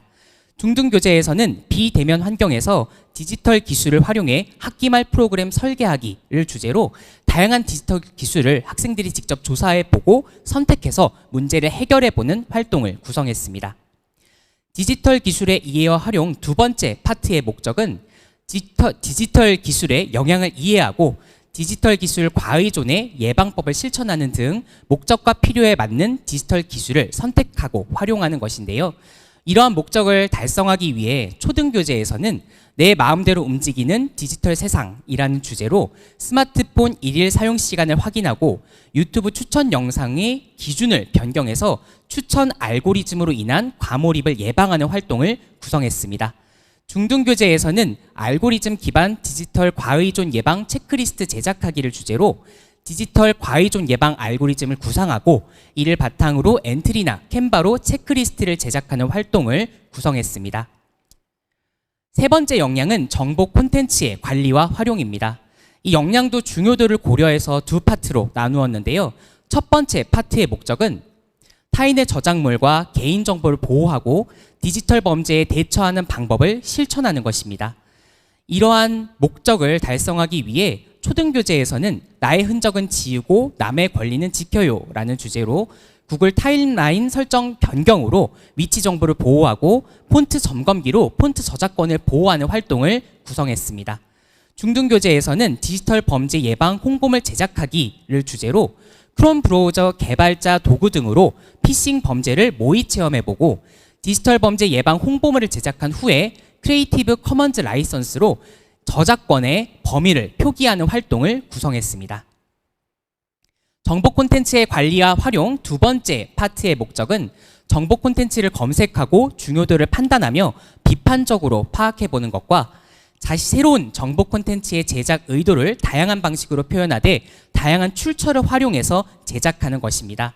이러한 목적을 달성하기 위해 초등 교재에서는 진실의 크리에이터가 되어 가짜 정보 가면 벗기기라는 주제로 온라인 허위 정보 판별 실습 콘텐츠로 허위 정보 판별 기준을 확인하고 적용하는 활동, 그리고 미리 캔버스와 블로 등으로 허위 정보의 잘못된 내용을 정정하는 뉴스, 만화, 역할극 등을 제작하는 활동을 구성했습니다. 중등교재에서는 디지털 정보의 무비판적 수용을 경계하는 통계 포스터 제작하기를 주제로 DID 스튜디오와 리튼으로 가짜뉴스를 제작하고 학생들이 판별해보는 활동을 구성했고, 또한 가짜뉴스 예방 실천 가이드 제작하기를 주제로 뉴스 빅데이터 분석 시스템으로 진실과 허위 정보를 비교하는 활동을 구성했습니다. 네 번째 역량은 디지털 의사소통과 협력입니다. 이 역량의 목적은 적절한 디지털 기술을 활용해 정보와 의견을 교환하고 공동으로 문제 해결 방안을 제시하며 디지털 매체를 통해 의사소통을 할 때 지켜야 할 예절을 준수하면서 마지막으로 디지털 범죄에 대한 경각심을 갖는 것입니다. 이러한 역량의 목적을 달성하기 위해 초등교재에서는 디지털 세상 소통의 비법을 찾아라 라는 주제로 메타버스 플랫폼에서 직접 대화를 하며 디지털 세상의 소통의 특징을 확인하고 캔바, 미리 캠퍼스로 디지털 세상의 소통 비법 영상의 썸네일과 스토리보드를 제작하는 활동을 구성했습니다. 중등 교재에서는 디지털 성범죄 예방을 위한 방탈출 게임 제작하기를 주제로 캔바로 온라인 그루밍 과정 소재의 카드 뉴스를 제작하고 재배 방탈출 맵으로 디지털 성범죄 예방 게임을 제작해보는 활동을 구성했습니다. 다섯 번째 역량은 디지털 창작 및 향유입니다. 이 역량의 목적은 디지털 기반 문화활동에 참여, 공유하고 그리고 디지털 매체를 통해 자신이 표현하고자 하는 것을 기획, 제작, 공유하면서 디지털 문화의 양면성을 이해하고 디지털 문화를 책임감 있게 즐길 수 있는 방안을 제시하는 것까지 포괄하고 있습니다. 이러한 역량의 목적을 달성하기 위해 초등교재에서는 나만의 이야기책 함께 만들고 모두와 나눠요를 주제로 디지털 동화책을 감상하고 패들렛으로 감상을 공유한 후에 신문을 제작하는 활동, 구글 슬라이드와 구글 번역, 오토드로우, 크레이온으로 나만의 이야기책을 제작하는 활동을 구성했습니다. 중등교재에서는 디지털 문화의 명과 암을 주제로 29초 공익광고 제작하기를 주제로 생성형 AI로 대본을 작성하고 스마트폰 카메라로 영상을 촬영한 다음에 완성된 결과물을 SNS에 공유하는 활동을 구성했습니다. 마지막 역량, 디지털 시민 참여인데요. 이 역량의 목적은 디지털 환경에서 발생하는 사회 문제를 인식하고 해결 방안을 제시하며 평가를 하는 것과 디지털 사회 문제 해결을 위해서 내가 할 수 있는 역할이 무엇인지 이해하고 실천 방법을 제시하는 것입니다. 이러한 역량의 목적을 달성하기 위해 초등교재에서는 참여하는 우리 디지털 행복 지키기를 주제로 애니메이티드 드로잉스로 따뜻한 말 한마디 챌린지 영상을 제작하고 블로로 디지털 사회의 문제 해결 방안과 관련된 쇼폼을 제작하는 활동을 구성했습니다. 중등교재에서는 살고 싶은 우리 동네 만들기를 주제로 지역사회 문제와 해결 방안을 구글 커뮤니티 지도에 표시하고 드로잉 앱 등으로 정책 제안 홍보물의 스토리보드를 작성한 후에 자기평가와 동료평가를 하는 활동을 구성했습니다. 지금까지 나눠드린 우리 두 교재에 디지털 역량별로 어떠한 활동이 구성되어 있는지를 하나씩 말씀드렸습니다. 항상 아이들을 위해 디지털 시민교육의 꽃을 피워주시는 이 자리의 모든 선생님들, 그리고 영상으로 보시는 선생님들께도 존경과 감사의 말씀을 드리면서 내년에는 디지털 시민교육 메타버스 플랫폼에서 뵙도록 하겠습니다. 경청해 주셔서 감사합니다.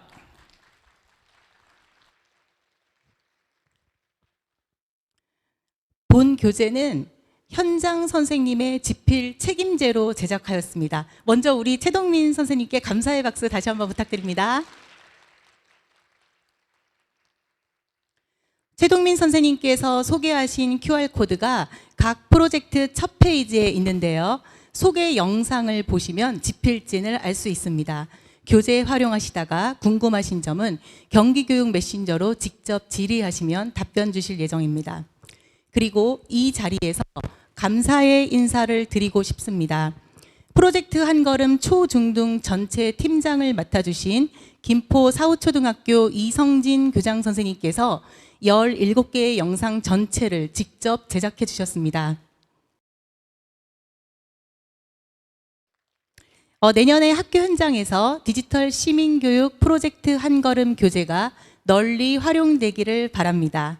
방금 소개하신 디지털 시민교육 메타버스 홍보 영상 상영이 있겠습니다.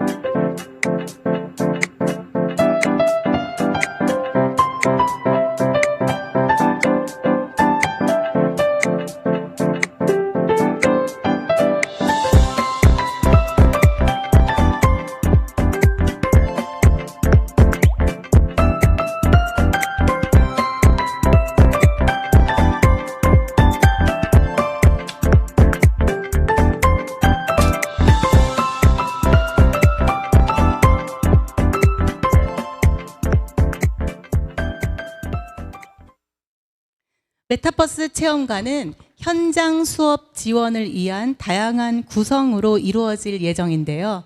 본 영상에서는 디지털 역량 맞춤형 학습 영역을 담았습니다.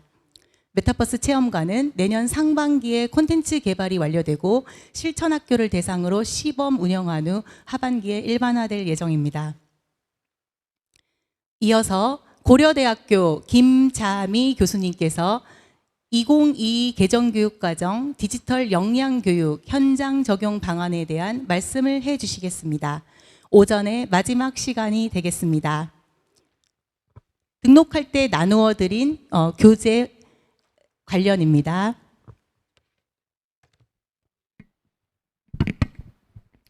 안녕하세요. 방금 소개받은 고려대학교 김자미입니다. 또 이렇게 큰 자리에 보여주신 분들 강연할 수 있게 해주신 기회 주신 점 다시 한번 감사드리고요. 그 2022 개정교육과정과 디지털 역량교육 현장 적용이라는 지금 보시면 아마 교재가 있으실 것 같은데요. 그 내용에 대해서 잠시 설명드리도록 하겠습니다. 네. 지금 보시는 것처럼 전체적으로 이제 소양이냐 역량이냐 하는 키워드들이 항상 문제가 되고 있는 것 같습니다. 디지털 리터러시만 하더라도 이게 디지털 소양이냐 디지털 역량이냐라는 것 때문에 이 교재를 만드는 데 있어서 중점을 둬야 할 것, 그리고 이 교재를 어떻게 이해해야 할 것인지에 대해서 이제 먼저 정의를 하고 진행을 하였습니다. 소양이라고 하는 것은 보시는 것처럼 모든 이를 위한 교육에 관한 세계 선언에서, 그러니까 1990년인데요. 이때에 문장을 읽고 쓸 수 있는 것, 그리고 학습 도구와 기초적인 학습 내용은 생존을 위해, 그리고 자기 능력 개발을 위해 필요하다라는 것으로 이 소양이라고 하는 것을 정의하였습니다. 그리고 나서 2002년에 이제 OECD에서 보고서가 나오는데요. 거기에서 리터러시라고 하는 것이 나옵니다. 리터러시라고 하는 것은 이 보시는 것처럼 실제 다양한 주제 영역에서 문제를 해결한다라는 키워드를 쓰고 있어요. 문제 해결은 아마 2015 개정교육과정에서도 많이 보셨을 것 같다는 생각이 듭니다. 그래서 제가 여기 오기 전에 한번 찾아봤습니다. 국립국어원에서는 소양을 어떻게 정의하고 있을까? 평소에 닦아놓은 학문이나 지식은 소양이라고 이야기를 합니다. 자, 그러면 디지털 리터러시 혹은 이 리터러시라고 하는 키워드를 그냥 쓰면 좋은데 이것 자체를 한국말로 이제 번역을 하려다 보니까 문제가 생기는 것 같더라고요. 그래서 보면은 실제 이제 앞에서 OECD에서 했었던 그 정의를 중심으로 살펴봤는데요. 거기에서 가르쳐야 할 역량 내지는 우리가 미래를 살아가기 위해서 필요한 역량이라고 하는 관점에서 핵심 역량의 범주를 크게 세 가지로 구분을 하고 있었습니다. 자율적으로 행동하기, 상호 도구 활용하기, 그리고 사회적 이질 집단과 협동하기입니다. 이렇게 따지고 보면 자율적으로 행동하기, 지금 여기 와 계신 선생님들, 그리고 장학사님, 또 장학관님, 또 학교의 교장님들 자율적으로 오셨나요? 네, 자율적으로 오셨나요? 아니면 누가 여기 오라고 옆구리 찔렀나요? 우리가 이렇게 생각하면 나는 당연히 자율적으로 행동했다라고 하지만 우리가 자율적으로 행동할 수 있는 게 생각보다 많지 않다는 겁니다. 자율적으로 행동을 했다는 건 그것에 대한 책임을 진다는 것을 함께 여기에서는 내포하고 있기 때문입니다. 그리고는 사회적 일집단과 협동하기라고 하는 게 있는데요. 이질 집단, 어떤 걸까요? 보통은 나와 조금 생각이 다르거나 생각에 차이가 있거나 하면 배척을 하는데 여기에서의 이질 집단은 그게 아닙니다. 내가 아닌 타인을 이야기하는데요. 가장 최근에 이제 그 중소기업의 CEO 분들을 만났을 때 제가 이제 이 이야기를 되게 많이 하는데 그분들이 이야기하는 게 타인과 협동하는 게 너무 부족하다. 사회 초년생들에게. 그들이 옆에 앉아 있어도 카톡으로 이야기를 하지 서로 대화를 하려고 하지 않는다. 그러니까 남의 얘기를 듣는 것에 익숙치 않은 집단들은 협동을 하기 어렵다라는 이야기를 하더라고요. 그런데 이제 그런 부분은 아마 학교 현장에 계시는 분들이라면 대부분 좀 느끼실 거라는 생각이 드는데요. 제가 중간에 한 가지를 건너뛰었죠. 상호 도구 활용하기. 여기 계시는 분들 중에 혹시 스마트폰 안 갖고 계신 분 있으실까요? 무슨 얘기를 하는 거야? 라는 표정이신데요. 그걸 가지고 우리는 도구, 다른 사람과 함께 상호작용을 하거나 아니면은 함께 논의하거나 하는데 이 도구들을 사용하는데요. 또 SNS라거나 이외에 디지털 협업을 위한 도구들을 많이 쓰고 있습니다. 그런데 여기서 상호 도구라고 하는 것은 문해력, 그러니까 우리가 읽고 쓰고 말하기 능력, 그리고 계산하는 수리력과 더불어서 보시는 것처럼 상호 도구라고 하는 것은 정보에 대한 그리고 지식을 수집하고 분석하고 활용할 수 있는 데이터 리터러시 그리고 디지털 리터러시를 함께 포괄하는 단어로 사용을 하고 있습니다. 바로 이것은 무엇이냐면요. 우리가 읽고 쓰고 말하고 계산하는 것이 살아가는 데 있어서 앞부분의 소양이라고 했었던 것처럼 살아가는 데 필요한 것이라고 했다면 이제 데이터에 대한 그리고 디지털에 대한 소양은 기본적으로 이 세상을 살아가는데 필요한 도구다라고 이야기를 했다고 볼 수 있을 것 같습니다.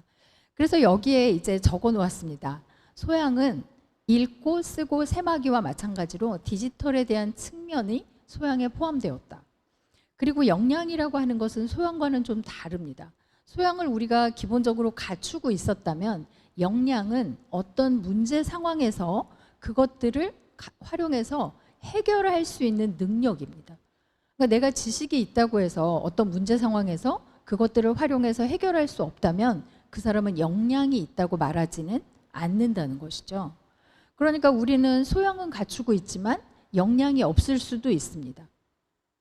반면에 소양이 없다면 역량으로 발산될 가능성이 아예 없다고 볼 수 있는 거죠. 이렇게 봤을 때 그 내용을 주고받고 행동의 결과로 나타나야 되는 것이 그 사람의 역량이라고 하는 것입니다. 대외적으로 보여져야 하는 게 역량이 될 수 있을 것 같습니다. 그러면 디지털 소양이라고 할 것이냐 역량이라고 할 것이냐라는 게 이제 남는데요. 디지털 소양을 가르친다고 해서 그것이 역량으로 발현되지 않을 수도 있기 때문에 소양을 기본으로 해서 역량을 발현할 수 있도록 가르쳐야 한다라는 것이 이 디지털 리터러시라고 하는 것에 그리고 역량 중심 교육의 핵심이다라고 할 수 있을 것 같습니다. 이 핵심에 대한 내용들은 한국에서 갑자기 요즘에 그런 얘기들을 많이 하세요. 왜 요즘에 이렇게 디지털 안 쓰는 사람이 어디 있다고. 우리가 모두 잘 쓰고 있는데 이걸 굳이 또 라는 이야기를 하신다거나 아니면 이런 경우도 있습니다. 요즘은 애들이 더 잘 쓰는데 무슨 걔네들한테 뭘 가르치죠? 라는 이야기를 하는데요. 한국은 사실 꽤 많이 늦은 상태인데 어떻게 가르칠 것이냐 그리고 무엇을 가르칠 것이냐가 매우 중요합니다. 보시는 것처럼 국제연합이라고 하는 유네스코에서는 2018년 그러니까 2010년 이전은 아예 제가 자료를 제외시켰습니다. 일반인들을 위한 디지털 리터러시에 대한 것 그리고 직업을 위한 리터러시 그리고 이제 K-12를 위한 AI에 대한 교육과정 그리고 내년도에 이 역량에 대한 프레임을 발표할 거라고 이야기하고 있습니다. 모두가 잘 쓰고 있는데 왜 유네스코에서 이렇게 난리야 이렇게 생각을 하실 수 있는데요. 보시면 DQI나 IEA 같은 곳에서도 일반인을 위한 스탠다드가 계속 발표가 되고 있고요. 유럽연합도 마찬가지입니다. 보시는 것처럼 디그컴프 프레임워크라고 해서 시민으로 디지털 시민으로 살아가기 위한 프레임워크를 발표했는데요. 그게 바로 작년입니다. 모두가 잘 쓰고 있는데 이걸 왜 발표할까요? 제대로 쓰고 있지 못하고 제대로 된 교육을 받지 못하고 있기 때문에 더 그것들을 잘 쓸 수 있게 정확하게 쓸 수 있고 적합하게 사용할 수 있도록 하기 위해서 이 프레임들을 계속 만들고 있다라고 보시면 될 것 같고요. 미국은 2021년에 제가 미국 뉴욕주라고 한 이유가 있습니다. 보통 이제 미국이라고 하면은 우리가 대부분 한 주를 갔다 오거나 한 도시 뭐 많아봐야 10개 도시 그리고 어떤 분들은 한 주에 사시기도 하는데요. 이때 중요한 건 뭐냐면 실제 여기에서 그 주마다 다르기 때문에 제가 이제 미국의 뉴욕주라고 아예 박았습니다. 다른 주들도 물론 있습니다만 가장 임팩트가 있기 때문에 뉴욕주를 했는데요. 여기에서는 디지털 리터러시라고 하는 것을 아예 스탠다드로 만들었고 그리고 디지털을 사용하거나 디지털 시민성이라고 하는 것을 초중등학교에서부터 가르쳐야 한다라는 프레임을 갖고 있습니다. 그리고 또 한 가지는 영국인데요. 영국에서는 보시는 것처럼 일반인을 위한 미디어나 그 태도를 어떻게 갖고 있어야 되는지에 대한 리터러시를 만들어서 보급을 하고 있고요. 인도나 일본 같은 경우도 초중등학교에서 디지털 리터러시, 정보 활용 능력이라고 하는 조금은 다르지만 동일한 내용의 교육들을 진행하고 있습니다. 그리고 이제 캐나다에서는 보다 못하고 정부가 나섰습니다. 정부에서 법률을 하나 제정했어요. 2022년입니다. 전 국민을 위해서 디지털 리터러시를 소양해야 되겠다. 이 디지털 리터러시를 소양 교육으로 강화해야 되는 이유를 어떻게 얘기했냐면요. 산업사회가 변하고 있는 것을 인지하지 못한다. 초중등학교에서 배워본 적이 없는 일반인들은 이것의 중요성을 알지 못한다. 그래서 그것들을 기반으로 우리가 산업사회를 이뤄가는 데 있어서 어떤 기업들을 소생시키는 데 있어서도 어려움이 너무 많기 때문에 아예 일반인을 위한 교육을, 역량 교육을 하자라는 헌장을 발표합니다. 그리고서 핀란드가 2012년부터 세계의 주목을 받기 시작했어요. 월드와이드 넘버 원의 국가라고 하는 이유가 뭐냐면 바로 초중등 학생들의 실력이 세계에서 늘 학력 검사라면 1등이 되기 때문입니다. 그 1등을 하고 있으면 보통 우리 같으면 그렇지 않을까요? 1등을 하고 있어요. 그러면 이제 지금의 프레임을 그대로 유지하자.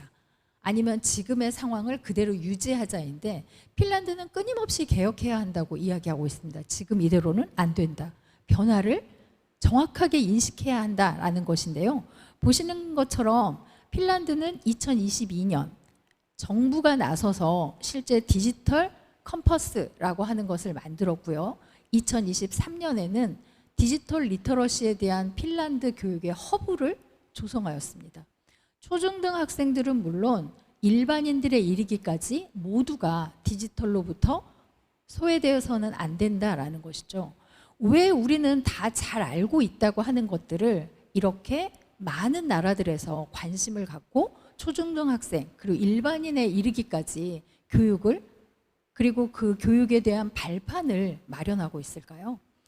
실제 저는 이 부분에서 이제 영상을 하나 준비했습니다. 길지 않은 영상인데요. 한번 보시겠습니다. Just as a compass orients travelers, the OECD Learning Compass indicates how 아마 students 보신 can 분들도 navigate 있을 through 것 an 같습니다. uncertain and rapidly changing ecosystem to help shape the future we want. It is an evolving learning framework that helps create a common language and understanding about broad education goals. Co-created by policymakers, researchers, school leaders, teachers, and students from around the world, the OECD Learning Compass defines the competencies, made up of knowledge, skills, attitudes, and values, that students need to fulfill their potential and to contribute to the well-being of their communities and the planet. When a student holds the Learning Compass, he or she is exercising agency, the capacity to set a goal, reflect, and act responsibly to effect change, to act rather than be acted upon. But the student is not alone in this. He or she is surrounded by peers, parents, teachers, and the community, all of whom interact with and guide the student towards well-being. The Learning Compass shows that students need some core foundations before they can set off towards well-being. These include not 자, only 이제 이 literacy and 부분인데요. numeracy, 우리가 but also 이야기했었던 data and 그 digital 리터러시와 뉴머러시 그리고 데이터와 디지털 리터러시라고 하는 것이 학생들이 꼭 갖춰야 할 to shape 코 their future and the 역량이다라고 future of 이야기를 하고 society. 있습니다. Learners need to 지금 develop 여기에서 certain 보여주는 transformative 이제 전체적인 competencies. 내용은 아마 These are 아시는 분들이 found 많으실 것 as the 같은데요. ability to create 지금 이 new 영상에서 values, 이야기하고 있는 것은 우리들이 그들이 실제 목표를 향해서 나아갈 때 제대로 된 교육을 하지 못하게 됐을 때 나오는 여러 가지 부작용들, 그것들을 감안해서 실제 어른들이 이들을 이끌어줄 수 있어야 한다. 보통 에이전시라고 하는 키워드가 언제 사용이 되나요? 지금 여기서 자전거를 타고 달릴 수 있는 힘의 원동력은 그 에이전시들이 실제적으로 이들이 가야 할 웰빙이라고 하는 것에 목표를 명확하게 보여줘야 한다라는 것입니다. 이걸 한국에서는 학습자 주도성이라는 키워드로 바꿔서 쓰고 있는데요. 학습자가 무엇인가를 주도해가는 것은 맞습니다. 하지만 교사가, 학부모가, 그리고 폴리스메이커가 주변에서 모두가 이들을 도와줘야 한다. 그런데 그 도와줘야 하는 것이 뭐냐면 이들이 뉴머러시 그리고 리터러시라고 하는 것을 갖출 수 있고 데이터와 디지털 리터러시를 갖추고 몸과 마음을 건강하게 할 수 있도록 하는 역할을 해주는 것이 지금 성인들의 역할이다라는 것을 OECD 에듀케이션 2030에서는 이야기를 했고 이것에 발맞춰서 실제로 그 다음에 2022 개정교육과정에서 총론 주요 사항으로 이 내용을 발표합니다. 보시는 것처럼 디지털 기초 소양이라고 하는 것들을 강화해야 하는 것, 이것은 학생들의 역량을 준비하고 있는 것이고요. 그리고 네 번째 보이시나요? 교사들이 갖춰야 할 역량을 이렇게 정의하고 있습니다. 교육과정 총론의 주요 사항인데요. 미래형 교수학습 방법과 평가 체제를 구축하고 학습자별 맞춤형 학습을 지원하고 평가를 강화하기 위해 교사들의 디지털 에듀테크 역량을 함양해야 한다는 것이죠. 그런데 지금 여기 계시는 선생님들은 다른 분들보다 더 리더 교사라고 생각을 한다면 학교에서 본인들이 초중등학교를 다닐 때 디지털 리터러시를 배워보신 적이 있으신가요? 실제 그 경험이 없는 분들이 아마 저는 90% 이상일 거라고 생각을 합니다. 이 90% 이상이 학교 현장에서 에듀테크 역량을 가지고 학생들의 디지털 리터러시 역량을 강화해줘야 하는 거죠. 그만큼 어깨가 무거우실 것 같은데요. 저는 선생님들이 어깨가 무거우셔라 라는 이야기를 하려고 하는 것이 아닙니다. 그만큼 좋은 자료를 준비하고 선생님들에 대한 연수로 교사에 대한 역량을 강화해야만 학교 현장의 교육이 제대로 돌아갈 수 있을 것이다. 그렇지 않은 상태에서 교사들에게 어깨에 짐만 주는 것은 오히려 학생들의 일반적인 교육에까지 악영향을 미칠 것이다 라는 것이 저의 생각입니다. 실제 지금 선생님들께서 받으셨을 것 같은데요. 오늘 만들어진 그 역량을 위한 디지털 역량을 강화하기 위한 교육 자료는 그런 의도로 경기도교육청에서 만들어진 것입니다. 물론 주요 과목을 중심으로 만들어져 있지만 이것들은 추후에 다른 여러 과목으로도 파생될 수 있을 것이라고 생각하고 있습니다.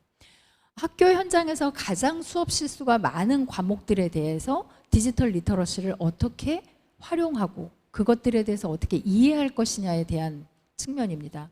그런데 여기에서 제가 가장 궁금했던 게 뭐였냐면 디지털 리터러시를 왜 다시 이 학교 현장으로 보내려고 할까? 우리가 초등학교 1학년부터 고등학교 3학년까지 12,760시간의 수업을 듣습니다. 보충, 심화 수업을 제외한. 그 과정에서 배운 많은 지식들이 통합되지 않고 분절적이라는 거예요. 그러니까 소양은 있을지 모르겠지만 역량으로 나아가지 못한다는 그런 분절적인 것들을 디지털이라고 하는 도구를 활용해서 통합해보자 하는 것이 디지털 리터러시의 핵심이었습니다. 그리고 그것들은 디지털 소양을 중심으로 해서 교과 교육과정 내용 체계를 마련하고 모든 교과에서 체계적으로 그들에게 균형 있는 역량을 길러주자라고 한 것이죠. 그래서 보시면 초등학교에서는 디지털 기술이 적용된 사례를 탐색하고 체험하고 활용할 수 있는 능력을 기릅니다. 반면에 중학교는 이게 가장 중요한데요. 의사소통과 협력을 통해서 정보를 수집 분석하고 비판적으로 이해하고 여기까지는 아마 그렇지라고 하실 텐데요. 새로운 정보와 지식을 생산해낼 수 없다면 그것은 소양 수준이 아니다라는 것입니다. 이번에 이야기한 2022 개정교육과정에서 이야기한 디지털 리터러시는 그들이 새로운 정보와 지식을 생산하고 그것들을 활용할 수 있는 능력과 태도까지를 모두 소양에 포함하고 있습니다. 고등학교는 당연히 이 이상이 되어야 되겠죠. 그래서 보시면은 제가 저도 많이 듣는 질문입니다. 왜 정보교육을 모든 교과에서 하느냐? 그러니까 디지털 리터러시의 내용이 정보교육과 많이 밀접해 있기 때문에 주요 과목이라고 하는 국어, 영어, 수학, 과학, 사회 선생님뿐만 아니라 예체능 과목의 선생님들도 의문을 표시합니다. 우리가 왜 정보교육을 대신 시켜줘야 되느냐? 그런데 사실은 이 정보교육을 하라고 하는 것이 디지털 리터러시가 아닙니다. 디지털 리터러시를 지금 여기 보시면은 모든 교과에서 한국처럼 하고 있는 나라가 일본 그리고 핀란드입니다. 핀란드에서는 모든 교사들이 정보교육에 대한 소양까지 가지고 있고요. 디지털 리터러시를 그 상황에서 가르칩니다. 핀란드가 원래 교사 되기가 굉장히 어려운 나라잖아요. 2개 과목 이상의 자격증이 있어야 학교 현장으로 나갈 수 있기 때문에 그게 가능할 수도 있을 것 같습니다. 반면에 이 정보 교육 내에서 디지털 리터러시를 가르치는 나라도 있는데 영국, 인도, 미국의 뉴욕주 그리고 호주 같은 데는 많은 시간을 아예 정보 교육에 할애하고 그 안에서 기초적인 디지털 리터러시부터 정보교육의 내용까지를 연계합니다. 그런데 한국은 그렇게 되어 있지 않기 때문에 모든 교과에서 정보교육에 대한 기초를 하는 것이 아니라 그 교과의 학습을 하고 성취 기준을 달성할 수 있도록 하는데 디지털 도구를 활용해라 라는 것이죠. 이 이야기는 굉장히 의미가 다른데요. 디지털 도구 우리는 활용할 게 없어요 라고 하시는 분들이 있으세요. 우리 교과는 필요 없어요 라고 하시는데요. 실질적으로 가장 필요 없다고 생각하는 교과가 무엇일까요? 어떤 교과일까요? 영어, 수학이나 과학은 좀 필요할 것 같아 라고 많은 분들이 이야기를 하십니다. 국어는 미디어 리터러시가 있기 때문에 좀 필요할 것 같기도 한데 라고 이야기를 하세요. 근데 영어나 뭐 사회도 좀 필요하려나? 여러 세상에 어떤 정보들이 있는지 수집하고 다른 나라의 역사를 이해하고 하는데도 필요한데요. 제가 그래서 예를 가져왔습니다. 여기 오면서 저도 이제 차를 가져왔는데요. 차를 운전한다는 것, 그리고 제가 이 마이크를 사용한다는 것. 이 마이크를 제가 전화의 용도로 쓰진 않을 거예요. 이 도구를 사용하면서 우리는 그 도구의 역할을 명확하게 이해하면서 사용을 하고 있습니다. 그리고 그 도구의 쓰임, 목적, 그리고 기능을 명확하게 이해하고 있습니다. 디지털, 인공지능, 얼마나 알고 계신가요? 제가 늘 하는 질문 중에 하나가 인공지능에 대해서 잘 알고 있다고 생각하시는 분 있으시면 손 한번 들어주세요 라고 말씀을 드려요. 물론 여기에서 손을 들어달라고 하는 건 아닙니다. 그런데 우리가 잘 알고 있다고 생각하는 그 인공지능을 사실은 인공지능이 뭐예요? 라고 물어보면 대답할 수 있는 사람이 많지 않다는 게 문제죠. 여기 오실 때 아마 오늘 날씨를 생각해서 옷을 고르고 신발을 선택하셨을 거예요. 비가 왔다면 오늘 신고 있는 그 신발이 달라졌을 수도 있습니다. 사소한 신발까지도 그 기능을 생각하는데 우리는 왜 가장 중요하다고 하는 인공지능에 대한 기능이나 그것들이 가지고 있는 여러 속성에 대해서는 정확하게 이해를 못하면서 알고 있다고 본인을 속이고 있는 걸까요? 물론 여기 계신 많은 분들이 또 이해하고 계실 수도 있습니다. 그리고 이제 여기에서 제가 이야기하려고 하는 디지털 소양이라고 하는 게 왜 필요하냐? 디지털 소양도 디지털 세상을 살아가면서 내가 디지털에 대해서 많이 알고 있다는 건 내가 구술이 굉장히 많다는 의미입니다. 왜 갑자기 구술? 구슬이 서말이라도 꿰어야 보배라는 속담이 있지 않습니까? 아마 여기 계시는 여자 선생님들이나 여자 귀빈분들은 어려서 목걸이, 반지 뭐 이런 거 여러 개 꿰어 보셨을 것 같아요. 저도 꿰어 봤습니다. 그런데 꿰려고 할 때 구슬의 종류가 많고 디테일하고 색상이 여러 가지일수록 우리가 꿰일 수 있는, 만들 수 있는 종류가 굉장히 많이 있습니다. 그렇지 않나요? 그런데 디지털 소양을 갖는다는 것이 바로 그런 것입니다. 디지털 세상을 살아가는 데 있어서 내가 어떤 소양을 가지고 있느냐가 이 세상을 얼마나 잘 살아갈 수 있느냐와 일맥상통한다는 거죠. 사용 용도를 정확하게 파악하고 목적에 맞는 다양한 도구를 선택할 수 있는 능력, 그것이 바로 디지털 소양의 첫걸음입니다. 그리고 나서 해당 도구를 선택을 해야 목적에 맞게 쓸 수 있잖아요. 그런데 선택도 할지 모르고 무슨 도구가 있는지도 모른다면 우리는 최종 목표까지 아예 한 발짝도 가지 못할 거라는 생각이 듭니다.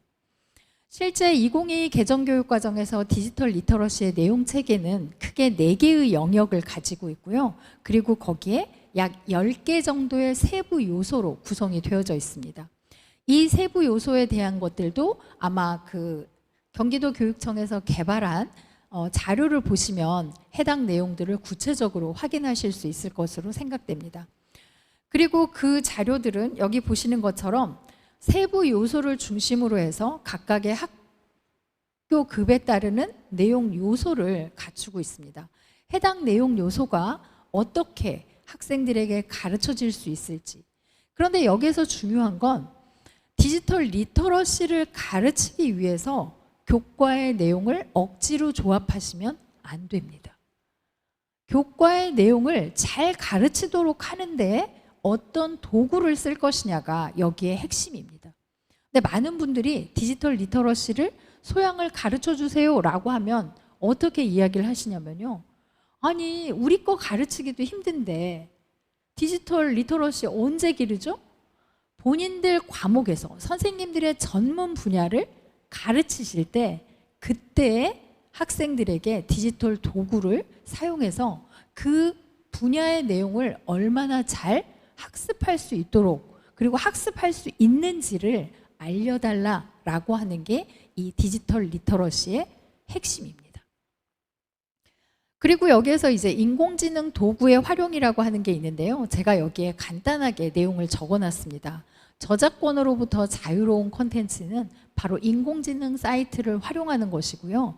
이미지 생성이 가능한 사이트들, 동영상 편집이 가능한 사이트들. 선생님들께서 교수학습 자료를 만드실 때 굉장히 많은 분들이 동영상도 만들고 이렇게 하는데 여기에 필요한 도구들을 쓰셔서 학생들에게 보여주고 우리 교과에서 이 도구를 썼더니 이렇게 이해하기 쉽더라라는 걸 알려주시는 것이 디지털 소양을 시작하는 첫걸음이다라고 말씀을 드리는 거고요. 작곡을 하는 서비스를 하는 인공지능 사이트들, 플랫폼 아주 많이 있습니다. 음악에서 주로 사용을 할 수도 있을 것 같고요. 프레젠테이션 도구, 학생들이 초등학생 때부터 PPT라고 하는 프레젠테이션 도구를 활용하잖아요. 자동으로 만들어주는 서비스가 바로 감마라고 하는 서비스입니다.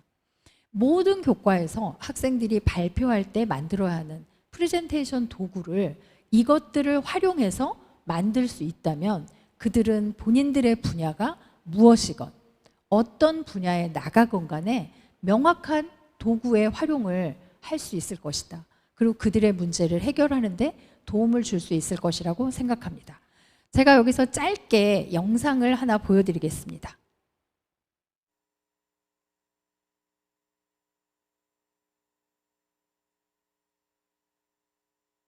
네, 여기서 한번 틀어주시면 좋을 것 같은데요.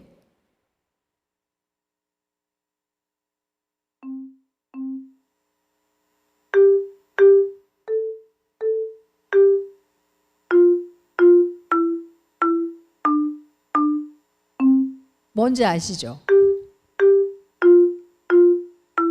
이게 바로 음악을 만드는 송메이커라고 하는 인공지능 저작 도구입니다. 이 다음 영상을 보시면 여기에 비트박스 같은 걸 넣을 수 있는데요.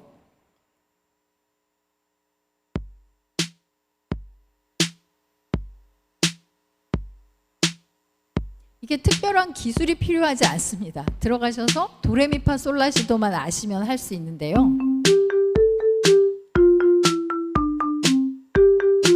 훨씬 흥겹죠?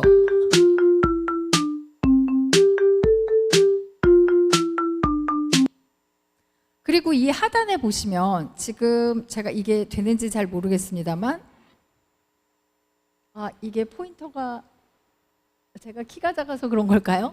지금 그 정지 버튼 옆에 보시면 이게 피아노로 연주를 하거나 그 옆에 뭐 실로폰을 쓰거나 이런 것들이 굉장히 자세하게 나와 있어서 어떤 악기로든 연주가 가능하고요.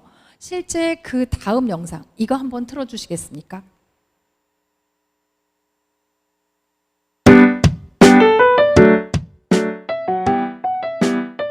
바로 이렇게 만들었습니다.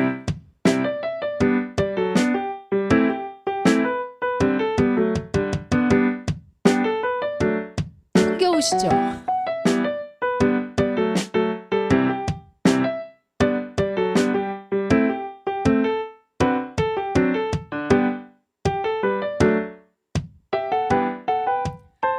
학생들에게 표현력을 기른다는 게 어떤 것일까요? 자기가 생각한 걸 그대로 드러낼 수 있고 비트박스를 통해서 내 마음을 전할 수 있고 그리고 어느 부분이 중요한지 학생들마다 다른 비트박스를 구성합니다. 실제 음악에서 이걸 사용하면 매우 좋을 것 같다는 생각이 들지 않으신가요? 그러면 이거 음악에서만 쓰잖아. 만약에 학생들이 프레젠테이션을 하면서 배경음악을 스스로 만들 수 있다면 훨씬 더 보람이 있을 거예요. 모든 교과에서 사용을 할 수 있고 거기에 해당하는 연주 물론 가능합니다. 배웠었던 것을 그대로 죽어있는 지식으로 하는 것이 아니라 살아있는 지식으로 만드는 첫걸음이라고 생각합니다. 그리고 여기에서 보시면은 이 디지털 정보의 활용과 생성 영역에서는 자료의 수집과 저장이라고 하는 게 있는데요. 여기에 그 경기도교육청에서 만든 자료를 보시면 국어에서, 영어에서, 사회에서 해당 성취 기준을 어떻게 매칭시킬 수 있을 것인지를 제시하고 있습니다. 이것은 디지털 리터러시의 내용 요소 중에 디지털 미디어 콘텐츠를 포함한 자료의 다양성, 신뢰성, 유용성 등을 비판적으로 점검하여 수집한다라는 것인데요.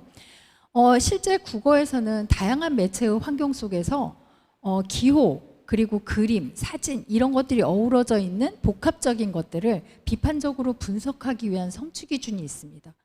그리고 그 다양한 매체를 통해 접하는 디지털 정보에 대한 타당성을 평가하고 데이터를 분석하는 성취 기준도 있죠.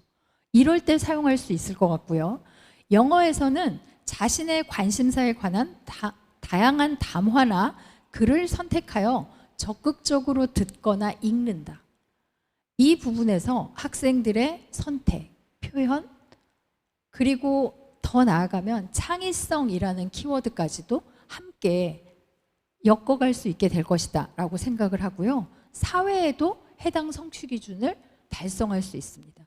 자, 여기에서 제가 말씀드리고 싶은 것은 디지털 리터러시, 디지털 소양은 그것들을 가르치기 위한 게 아니라 각각의 전문 분야인 교과, 과목의 학습에서 디지털 도구를 활용해서 얼마나 학생들에게 더 밝고 맑고 본인들을 표현할 수 있는 교과인지 즐거운 학습을 하라는 것에 시발점이다라는 점을 다시 한번 강조드립니다. 그리고 수학 같은 경우는 데이터 분석 소프트웨어 등을 활용해서 데이터를 분석하고 의미를 해석한다. 여기에서의 핵심은 데이터를 분석하는 것도 있지만 분석된 데이터에 대한 의미가 무엇인지를 명확하게 알려주는 것이 핵심이다라고 할 수 있을 것 같고요. 일반 사회에서도 이 부분은 매우 중요할 것으로 느껴집니다. 그리고 이 컨텐츠 어떻게 창작하죠? 라고 생각하실 텐데 여기에서 보시면 이것은 실제 잠시 설명을 드리자면 무소로그스키라고 하는 음악가 혹시 아실까요? 무소로그스키는 전람회라고 하는 것을 작곡했는데요. 지금 이것은 아주 기초적인 음악 선생님께서 지금 저의 지도 학생이 만든 겁니다. 음악 선생님인데 실제 이것들을 만드는데 보시면은 아마도 스크래치라고 하는 걸 조금이라도 아신 분은 이분이 얼마나 초보적인 수준인지를 아실 수 있을 거예요. 여기에서 프롬나드라고 하는 곡을 어떻게 소개하고 있는지 한번 보여드리겠습니다. 죄송합니다. 여기에 영상 부탁드립니다.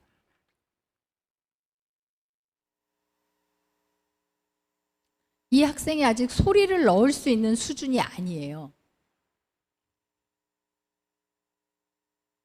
그리고 표정이 한 가지죠. 왜냐하면 아직 수준이 그 정도밖에 아니기 때문입니다.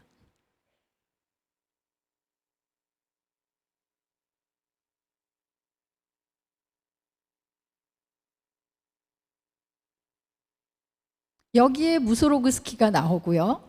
친구의 유작품들을 보면서 영감을 얻었고 10개의 곡과 그림 사이사이를 우리가 전람회에서 들어가면서 보잖아요. 그럴 때 그 공간을 이동할 때를 생각하면서 만든 곡이라고 합니다.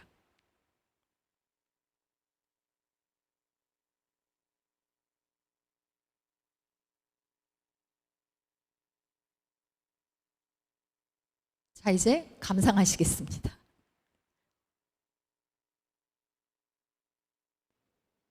여기 보시면 이게 겹쳐지고 막 이래요. 학생이 아직 수준이